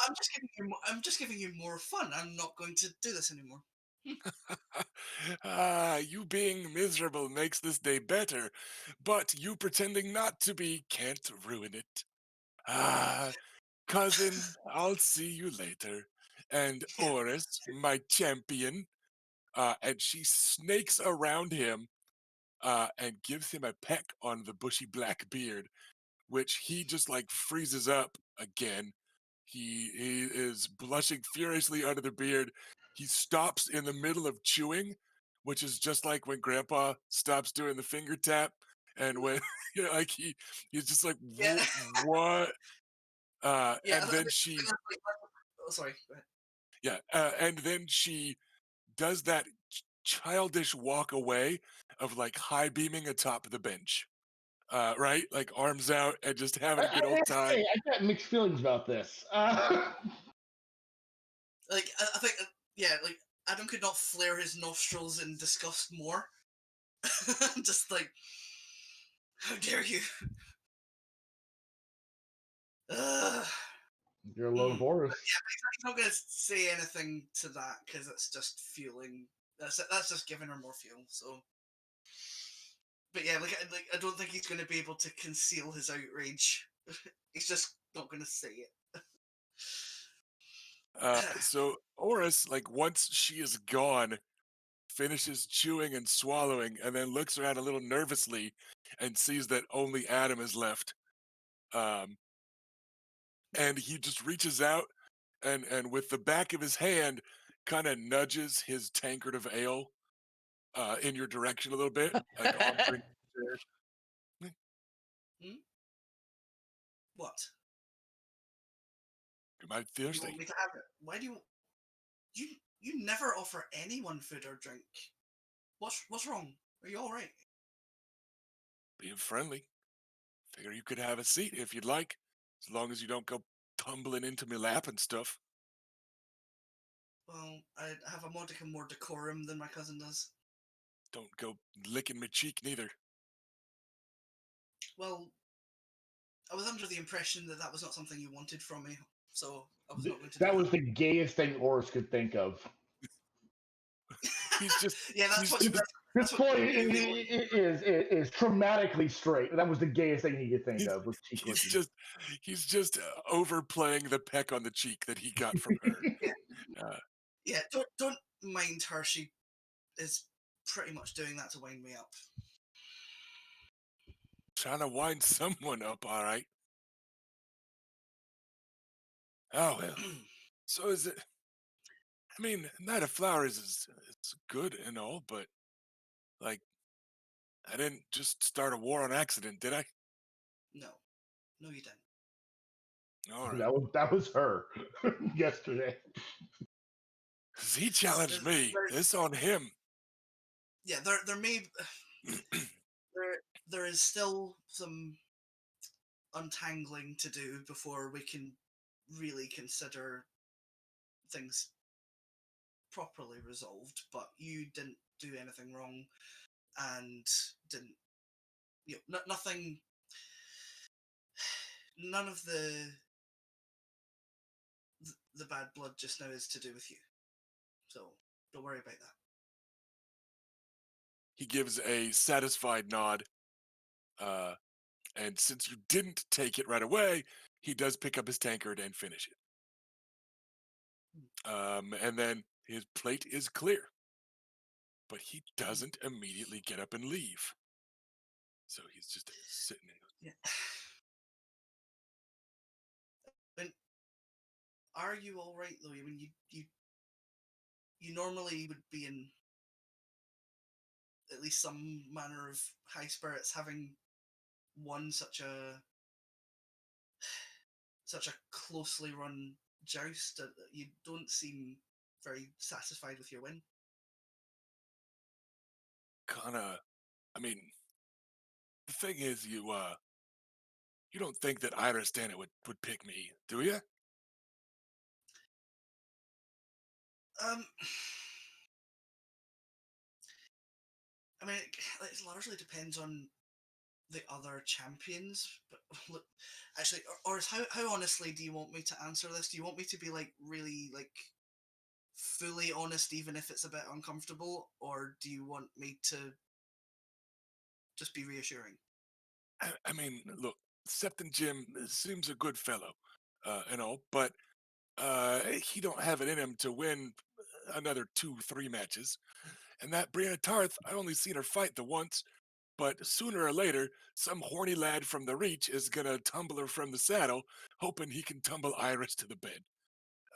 So there ain't always gonna be 2 other bits of dead weight holding champion seats with all That's true. afternoon to go. Uh, I can't picture 4 other champions sitting over there that wouldn't all, each and every one of them, be a better match to some fancy Castleborn lass uh, than Oris the Aurochs.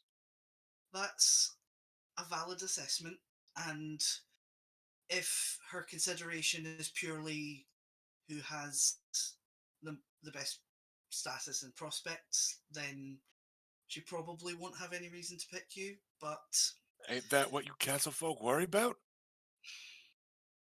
some of us care about other things.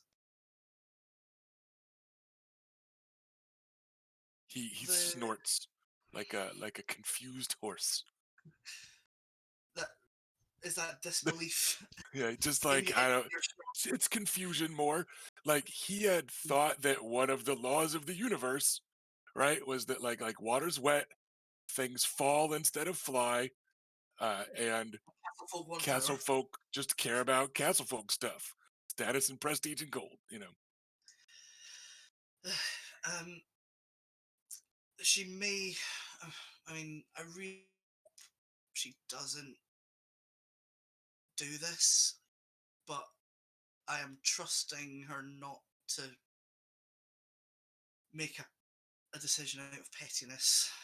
But she would not be unjustified in doing so. Uh, this is difficult. Die. Like, if, this if, sucks. yeah, it's like, fuck, I don't want to have to be honest about my feelings right now. If she chooses purely out of interest for herself and what's best for the house,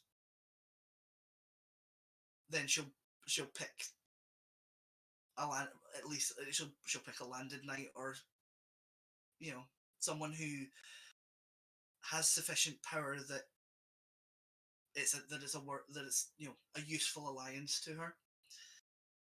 But she she knows some information could that she could use to hurt people Did you who have tell her? hurt her. He just did you tell her about me, Dad? No, no, no, no. All right. Why not? No, absolutely not. Um, Too many people know about that already, so I'm not adding more. No, this is what I meant when I asked, like, how honest do you want me to be? Because if you want me to be fully honest, then I need to tell you some stuff you might not really want to. You might not enjoy hearing. Suppose I'll take whatever honesty from some fancy castle lad I can get. he says with a bit of a nudge towards you.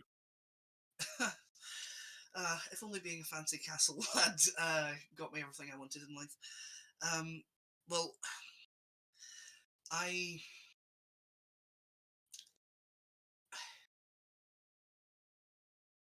she knows that it would hurt me personally if she did. So if she wants to hurt House Nymerian or or me personally as a member of House Nymerian in retaliation for what my grandfather did to her house and her losing a brother and all the things that she could justifiably blame us for, then she might do that. So So you castle folk, that's the honest you'll marry someone just to piss off someone else? Spend the answer. rest of your bleeding life with somebody just to get back a bit? I hope not.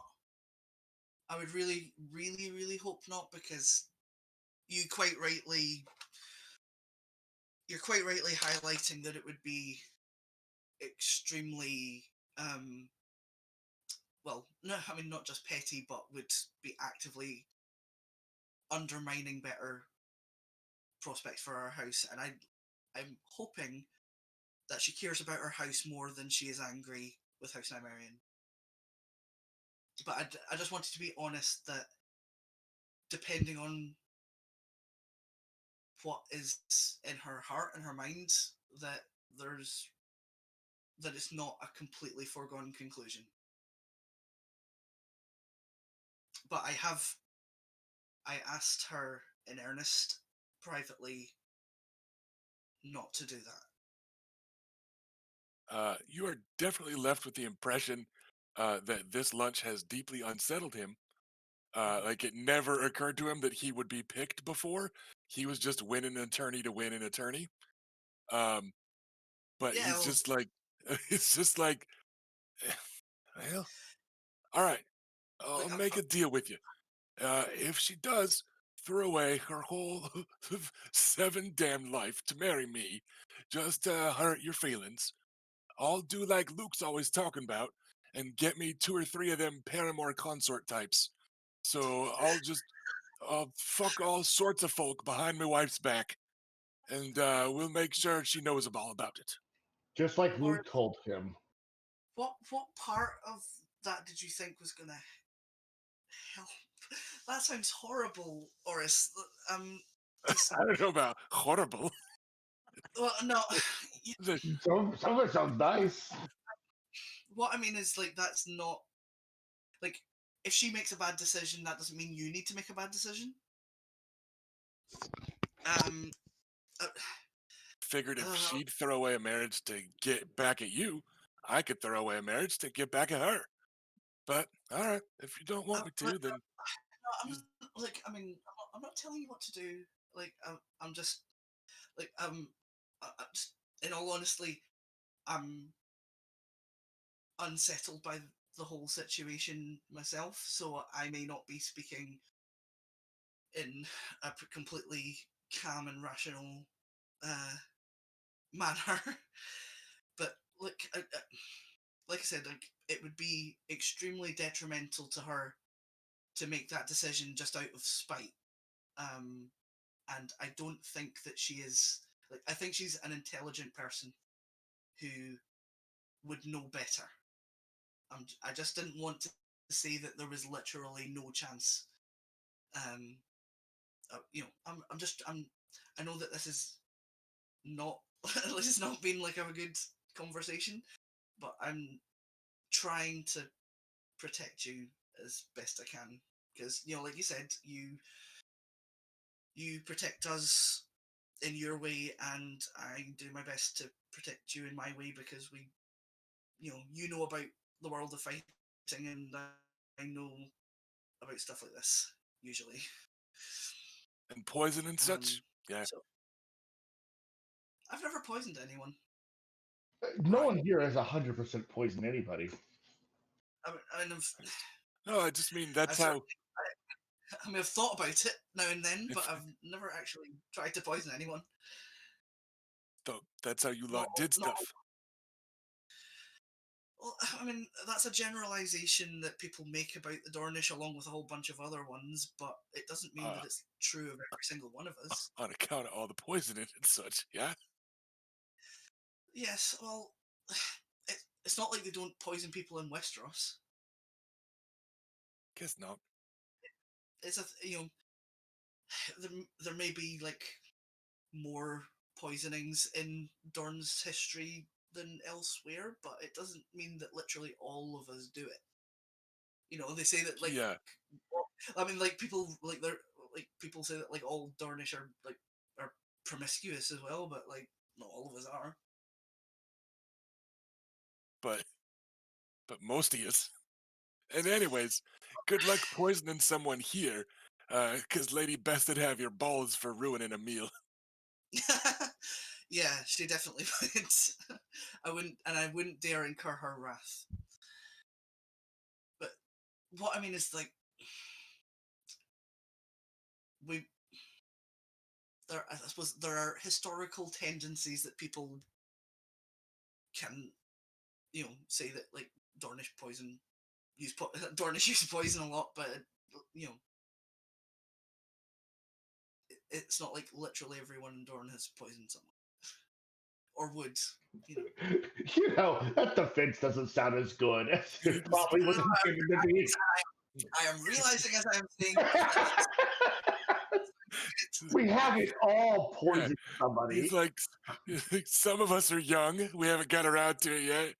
We we, we only became adults this week. Whatever. Don't judge me. yeah, I like to think that Yeah, that it would need to be quite extreme circumstances for me to actively poison someone in cold blood. Um, he lets out a loud snort, like some tart trying to marry me. I No, I don't think I would do that. I'm I don't want to be that kind of person. But if Ah, anyone ever hurt me, I would do worse than poison them. Uh, no. that's fair. Oh well. Suppose we should head back outside. Yeah, and look, try not to worry about this too much. All Oh, right. well, I've only had half the Nigerians come warn me about it, get me all wound up. It's fine. I mean, I was trying to be a good friend, and look, if Ellie is making you uncomfortable, just swat her off. She's like less than half your size. It wouldn't be difficult. But she's a sand snake and all. Yeah, she's not gonna hurt you. But I know sand snake's poisonful. Listen, you say what you like about the rest of Dorne, but the Red Viper and his brood, they call him that. They call him a brood. No, I don't think I, I'll cross them anytime soon. I'm waiting for Adam's defense. Some sand snakes haven't poisoned that many people. Yeah, right? all right then. I mean, you don't. What I mean, you can like ask her to stop, and she would probably actually stop because like But not if you asked her to stop for me, eh? Yeah, So we're talking about I Elliot know. no, because she enjoys my discomfort too much. But Well, fine. Well, I doubt she would poison you. She might go in a huff. But it's no, you're. I don't think you're actually in any danger from her. So, just shrug her off if she tries to swing off your neck again. eh, we'll see, I guess. Just, ain't used to worrying about this stuff. I know, that's why I'm in my rather clumsy way trying to kind of advise and stuff because I don't want you feeling like you can't cope, or I don't want anything coming at you that you're not ready Adam the Maester. It's got a good ring to it, too. for. I mean, I'm never going to be a knight, so I might as well find something useful to do. seems a little bit confused about considering Maester's useful, but he's trying to keep spirits up so he doesn't call Yeah. And besides, I don't think grandfather would let me off the hook that easily. All right, But so we'll wrap know, up with. Oh, sorry. Go ahead. but like well, we're gonna we'll just keep looking out for each other. All right. We'll wrap up with those two making their way back out to the tourney field, with Oris modulating his pace a bit so that Adam doesn't need to hurry to keep up. What has Raina been up to during this particularly emotional lunch?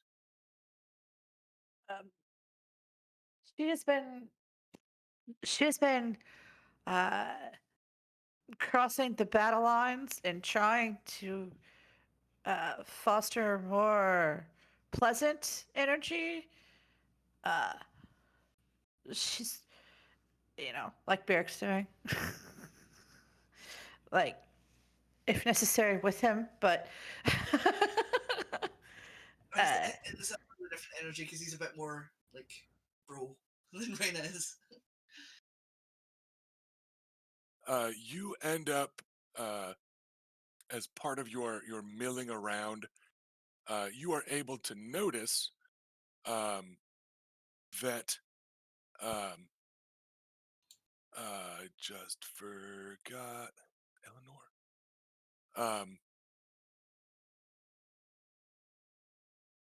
One second, trying to find. Yeah, Alan Ambrose. Alan Ambrose and Eleanor Tyrell are fetching lunch to take back to Sir Loris, and then Eleanor says, "And to the Lady Olena." So the two of them are overseeing a couple pages and other like lowborn squires and servants and stuff, um, that are bringing a decent amount of food to the Tyrell Pavilion for lunch instead of Loris coming here. Um, so it's you can. Dolores visit the Meister's tent. What was that? Sorry. Did Sir Loris visit the Maester's tent? Or did a Maester go to Sir Loris? Um, Eleanor sketches you a curtsy, uh, while her betrothed uh, is busy telling a page not to drop something, type of stuff, right? And she just goes, "Oh, he didn't go anywhere, no, but your maester visited him, the young one." Ferris. Isn't that his name? Uh, in character, she does not know. Right. She just knows it was, but yeah, out of character, it's Mr. Ferris. I remembered. Okay. Yeah. All right, good. I wanted to make sure that his injuries were cared for. Are you hinting that you want me to go? Because I will. And she goes, "Oh, I'm sure he's fine, though. He's, I'm sure he's fine." Uh, she seems just trying to like show that Reach confidence in the Reach champion guy, So she's trying to make it sound like, oh, it's just a formality. I'm not saying you should go or shouldn't go. I'm just saying you see people gathering food to take to the Tyrell tents. All right. I will. Fuck. I'll accompany them. You see Ash walking with Oris and leaving the kitchens at the I same see time. Adam. Or sorry, Adam. I do not want to be a self-insert here. Yep. Sorry. Nope. It's Ash. I fixed it's canon now. I said it. We're stuck. All right. Just roll with it, everybody. But yeah, you do see Adam. You do see Adam there on the way, and you know that he has wanted to talk to Sir Loris. Hmm. So just giving you that option if you're on the way. All right. Well, Oh, and also Eleanor gives you a courteous curtsy, and oh, I'm sure that we will all be pleased to have your company, milady. And she's all very polite and stuff. There's room for me and my littlest brother. I will just like kind of kind of swing it and be like, or is I'm gonna steal Adam? I'll bring him back. All right. All right. um, so all right, there's a handful of servants being lorded over by a Tyrell squire, by which I mean Squire serving house Tyrell, an Ambrose. Um, and then young Eleanor just looks pleased as Peach to be walking along with one of the daringly Dornish warrior women here in Wyvern's Rest, and she hasn't tilted or anything, but still, she knows that Reyna has almost as fearsome a reputation as Bela, and right, so she's just kind of she is falling all over herself, trying to talk to you about the joust and about just yeah, she's being pretty dorbs.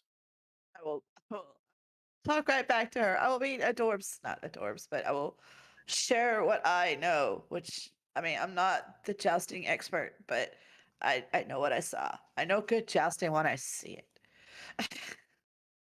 And she also asks you a bunch of questions about the hunt, like did this really happen?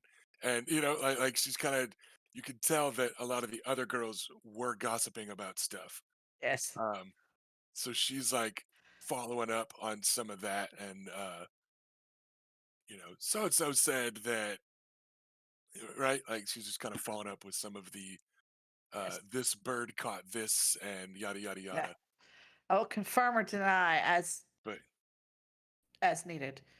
yeah, And you absolutely have no doubt that the girls that went on the hunt with you um, were quite pleased to do so, and were asked all about it by everyone else. She does let slip, oh, and little Alisane had so much fun. Even though she's a few years younger than me, she's a fine horseman, or not horseman, but she'd say, she's fine in the saddle, perfectly fine, especially for one so young. And she's like absolutely playing up, like I should have gone at her, right? Only very, very politely and smilingly, and there was a trio of 14-year-olds that got kind of, I don't want to say looked over, but got passed over because Yeah, I mean, you like were she was. specifically, yeah. Yeah, not like I mean, they weren't barred from joining in, but I imagine like they were. One of encouraged. their was put the kibosh on it. um, but yeah, so you could tell that little group of the 14-year-olds are sad that they missed out on such adventures, But so she just natters your ear off all the way back, um, leaving Alan Ambrose to mass the troops and oversee the people actually carrying the food. Um, and he gets it in his system enough uh, that right and left, who are flanking the entrance to The Dolores area. Tyrell's pavilion, well, to Dolores's pavilion, uh, Alan has been doing his best command voice with, you there, no, don't drop that, careful, watch your balance, watch the step, right? And he's getting, the very curt orders, right? Like Reaper in the back line, just calling shots. Um, and then he forgets for a second, and he snaps his fingers and points at right or left, and he's like, "You open the door." And it's just he's just in the zone of giving people orders, and then there's this fucking 7 foot tall dude with a great sword, posing like a warrior statue, um, that quirks an eyebrow. He's got bushy eyebrows to go with the big bushy mustaches that they have, and he lifts an eyebrow and gives it a second to make it clear that this is not why he's doing this. And then he reaches out with one huge arm and pulls open the pavilion tent for the people to get through and to bring his lady her food. Um, and yeah, Alan is a little bit pale as he as he darts past them and within himself, like all right, be cool, Adam. You you forgot, but it's or Alan. He's like, you forgot, but it's okay. Uh, but yeah, so yeah, and then you are ushered inside. Uh, Not really ushered. You are introduced on your way in with Eleanor's sing-song voice ringing out with Lady Elena, Sir Loris, Lord Renly. Look who's joined us. It's the Lady Reyna and Adam the Archer himself, though he didn't bring his bow.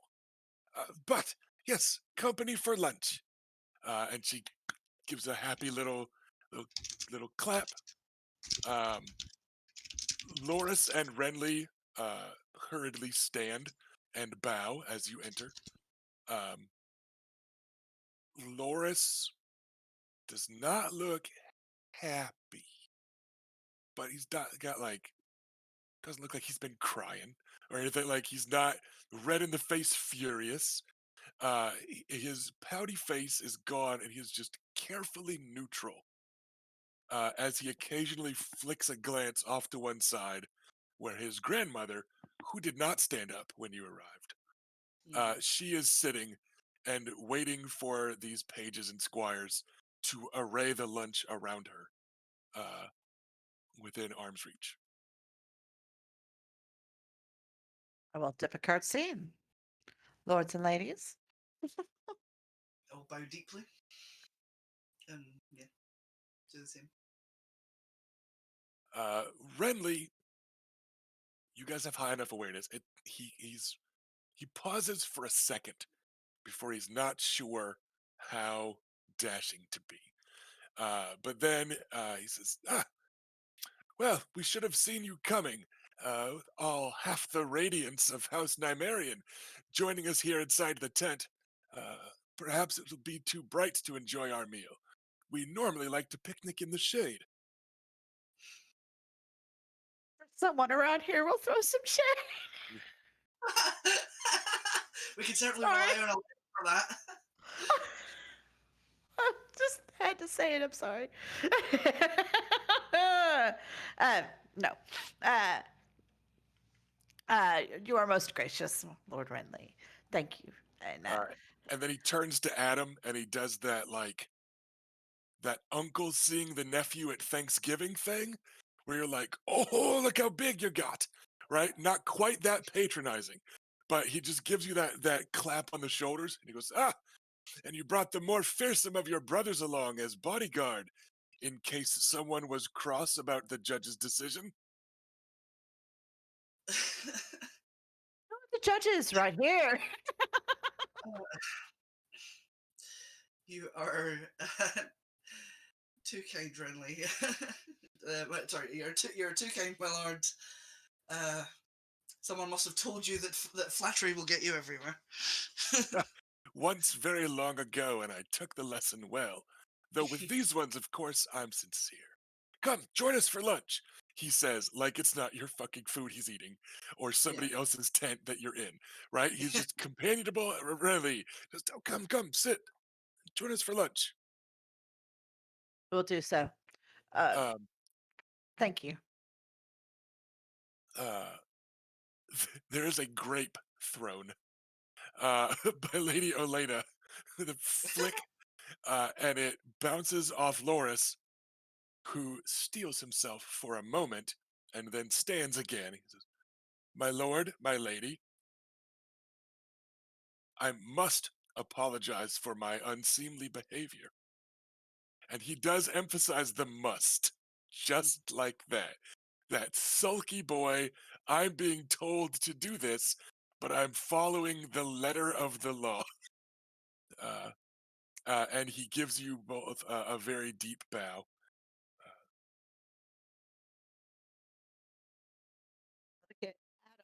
the one that was called a boy Right. right in front of everybody.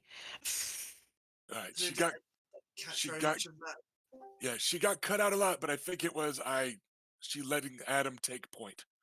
Oh, okay. I He was was going to let Rachel take point because she's in charge. no. You were personally insulted, so So That is appreciated, Soloris. Thank you. Um,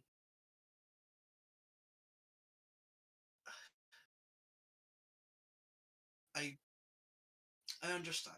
We are not our best selves are not present when our emotions are inflamed. You're clearly very passionate about what you do, and that is admirable. Admirable, even. coincidentally, right that moment, Renly takes a bite out of a juicy ass peach. Right, right, just happens to be right then. And then then And Loris, still like very stiff and formal, says, "And I look forward to settling the misunderstanding between myself and your slip of a cousin." I look forward to that being resolved too. Or I I want you to know that I've in in your performance in the informal race yesterday and your performance today have been exceptional. And none of that is diminished. I'm trying. I I know that you were unhappy with my attempt to declare a draw yesterday, and I'm sorry that uh, that generated more anger. I had meant for it to be a peaceful resolution. Um, so I hope you can understand. I was trying to um, I was trying to calm things down, and I regret that that I didn't go about it as well as I should have. Your loyalty to your cousin is perfectly understandable. And he gets ready to keep talking, and Lady Olena stops him before he can finish the sentence about any sort of favoritism or Right. whatever. And Lady Sure. Olena says, "Oh, enough. Would you little boys just sit down and let's eat in peace? Reyna, you needn't worry. Willis will still shag you here to 7 day. The marriage is certainly still on, and no one shall make anything awkward at any future weddings. Shall they, Loris?" And he's like, "No, grandmother," and he's already sitting down, uh, and yeah, there certainly shan't be any grudges held. I would not wish to make anyone uncomfortable in their own home or with their own family. Loris speaks up. "Then perhaps let's talk about shagging." And Lady Olena Do just that. That's a short. Lady Olena just gives him a look like, "Ah, you weakling," right? She gives him just this scornful look. And she's like, "Well, speaking of What, family shagging? being comfortable, of course. How is Lord Makar? I have not seen him today." Well, that's a surprise. Are they fighting? She's been watching the joust, so she just I Grandpa hasn't. So Then I confess I haven't spoken with him today. I'm sure he's well. He's very busy in his solar most days. Oh, if you like, I shall uh, make a point of seeking him out and asking after him on your behalf, if you want. oh, it's nothing. Has Makar eaten today? Makey never had enough meat on those bones. have spoken to him about that, but he insists that all is well. But I'm sure we can get Bessa to bother some more food into him. Maybe I let him brew something years ago. Here's the thing, Letty Elena. I have seen more of a spark in grandfather since you have come to visit, and I am most thankful. You do seem to bring out the best in him. Bark. Yes, quite. Ah, you polite little children. Don't worry. When you get old enough, you don't need to be anymore. Hopefully, I will live that long. Yeah, I look forward to not having to be polite or heterosexual. Uh, she gives uh Raina and Adam a look. She says, "Well, you'd better." Your will shall be done, my lady. It would be nice if someone got it right. I mean, I wouldn't want to guarantee it, but I will try. That was a joke.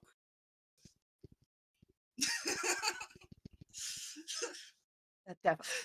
We will endeavor to do our very best. And uh, I'm sure he will appreciate that you were asking after he'll just look smug. him. Oh, speaking of questions, Renly cuts in, Uh having oh. finished his speech. I only just remembered. Loris, and Loris gives him a please look, like an irritated with a partner look, and he goes, Mhm. uh, "Lady Reyna, would you do me the honor of joining me and my team on the melee field on the morrow? Ooh, Lord Renly has already so honored me, as has Lord Bryce Caron. Uh, good team. we thought it meet to invite an heir, and the Nymerians have fearsome reputations." He says very kind of stiffly, but he says it. Take the field All right, sorry, you're on your cutting out team. real bad, baby. What was the But first part? I said, I think I would. I will take the field with your team. I had been debating whether or not I wanted to at this particular tourney since the last time I was on a melee field, I took a hammer in the chest from our king. And Loris, Renly lets out a chuckle. Well, luckily, only one of my brothers is here, and it's the smallest of us, so you needn't worry on that concern. Small is not a word I would use to describe your brother. So we're enemies now, Reyna. Yeah, it's just compared to Renly and Robert, it's Enemies. true. Like Stannis is only above average, right? He's not, Yeah. but Lord Stannis imposes in other ways, shall well, we say. Harris is putting together a team of his own. Uh, and I think Bela is waiting to see if someone will ask. um, as a quick and clever tort to Stannis imposes in other ways, uh, Laura says, "Well, I certainly hope so, for the Lady Salisa's uh, pleasure." Uh, so just Oh, that's just the one who Stannis. objected to the reference to Shaq has piped up with some smut of his own. Well done. So yeah, Renly. It was Renly who's just like, yeah, I hope Stannis is big in other ways. Oh, Ha I see. ha ha. Sorry, you said Yeah, Loris. So I no, got okay, confused. sorry. So yeah, Renly quips that. And then what was the rest of your line, babe? I'm sorry, I cut you off. You said something else after Adam's thing about Lord Stannis imposes in other ways. I was saying my brother Lucaris is putting together a team as well to take the field. Uh, and I think Bela is just waiting on someone to ask her to join their team. Uh, Well, we've room for one more. and suddenly Loris's team has turned into we from Renly, right? But I think it might be considered an unsporting advantage if we were to bring both of the fearsome Nymerian twins to field at once. Well enough. We do compete quite often, so it shan't be a problem. I heard about several other teams forming, though. I'm certain it's only a matter of time before somebody asks the the blah, asks the sand spear. Why was that sentence so fucking hard? I'm sure it's only a matter of time before someone asks the sand spear to join them. What's the spear? That's Bela. Oh, yeah. That's Bela. Well, there Yes, would certainly be a miss if they didn't. yes, and one could say that it would be a strategic move to deny others the advantage of having her. It's fierce. Lady That's the Olenna spear. gives a little snort. There you go, being the clever one. Still, Well, Adam has played the denying someone the advantage game before, so this is a play he knows. and she goes, that Hightower boy is surrounded by fossaways, and I'm sure that adds up to 5. But don't worry about it. I'm sure Bela will find someone and hit each other with sticks all day long or whatever. Oh, one hopes that it won't take all day. Mhm. I'm rather hoping she teams with Sir Balin. Oh, it would be so romantic. Lady Olenna lifts an eyebrow and goes, oh? Why is that? Have they something in common? Betrothals like decent lords and ladies get? She says, glaring at Loris. Well, But there's yeah, I think I'm going like, it's not my place to say, so I'm going to be like, Renner, like, you can take this one. Someone else is getting shit for this instead of you, Adam. So Yeah, so I think all Adam can really say is like that. I mean, it's very clear that they are very fond of each other. I don't think that has escaped anyone's notice. I don't think anything escapes Lady Olenna's notice. Good point. Lady Olenna, done eating, goes back to busying her hands with some like needlework, and she's not even really looking at it. It's just something for her hands to be doing. Um, and you notice then that Eleanor has been sitting near here doing needlework all along, and it's just kind of a socially acceptable thing for Yeah.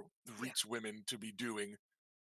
Um, and then uh, she seems content to just not pipe up again for a little bit. Like she's just like, I'm done talking. Other people can now, but no, pressing concern after hassling her grandson about the betrothal thing a bit. Um, So who any are you other, looking at for your final spot? I look at Loris and Renly. Loris gives a shrug as though his success is already a sure thing, and he has not given it much thought. He goes, I suppose we shall see who is still available, my lady. No doubt tonight's dinner feast will be full of proposals and counter offers. 7 willing. I would rather it be full of that than trauma and tension. I'd rather miss the night we all gamed the night away. That was quite fun. Well, we could do that again. We definitely can. I am certain there will be no such trouble, my lady, he says very formally and chastisedly and insincerely. Sincerely. Look, as Again, long as it's it.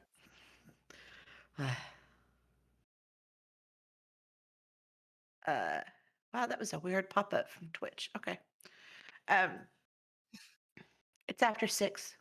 I know. Any other particular conversational goals? Because if not, we're Yes. gonna cut. Okay. Well, in this Just conversation. yes. Okay. Okay. Take it away, Ash. That Adam, like like this isn't like for the whole room, but like it's not a big deal if like someone overhears. But like Adam would want to say specifically, kind of quietly to Loris, I would um yeah, I would like to have some of the vintage Arbor Gold from my personal collection sent to you this evening as a Give it a wine peace to the guy who insulted it? shush as a as a peace offering.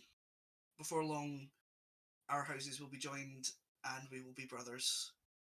I would like, despite this shaky start, I would like us to also be friends eventually. So it would do me an honor if you would accept a token of my esteem. Down to it. He starts to open his mouth to answer. And like With a Adam has specifically picked like the good Arbor Gold as a like it's definitely not Dornish wine, and he has mentioned a preference for it. So he's going like this, like I'm trying to you know yeah, I know what you're doing. And okay. Loris does also. But the Lady Olenna cuts him off. She goes, "Up, keep your wine, Adam. We're the ones that make it." And she just waves it away. And your apology is enough, isn't it, Loris? And Loris says, "Yes, I am the one that apologized as I was in the wrong. There is no need for any gifts from you, Lord Adam." Well, I'm not foolish enough to argue with with you, Lady Olenna, so I concede. Loris does an almost comical aside of like wise choice that he knows Lady Olenna can hear, but that Lady Olenna is old enough to pretend not to hear, but that she enjoys hearing because she knows that her reputation precedes her. Right. So, but yeah, Loris is kind of the most amiable he's been towards you with those two words in shared terror of his grandmother.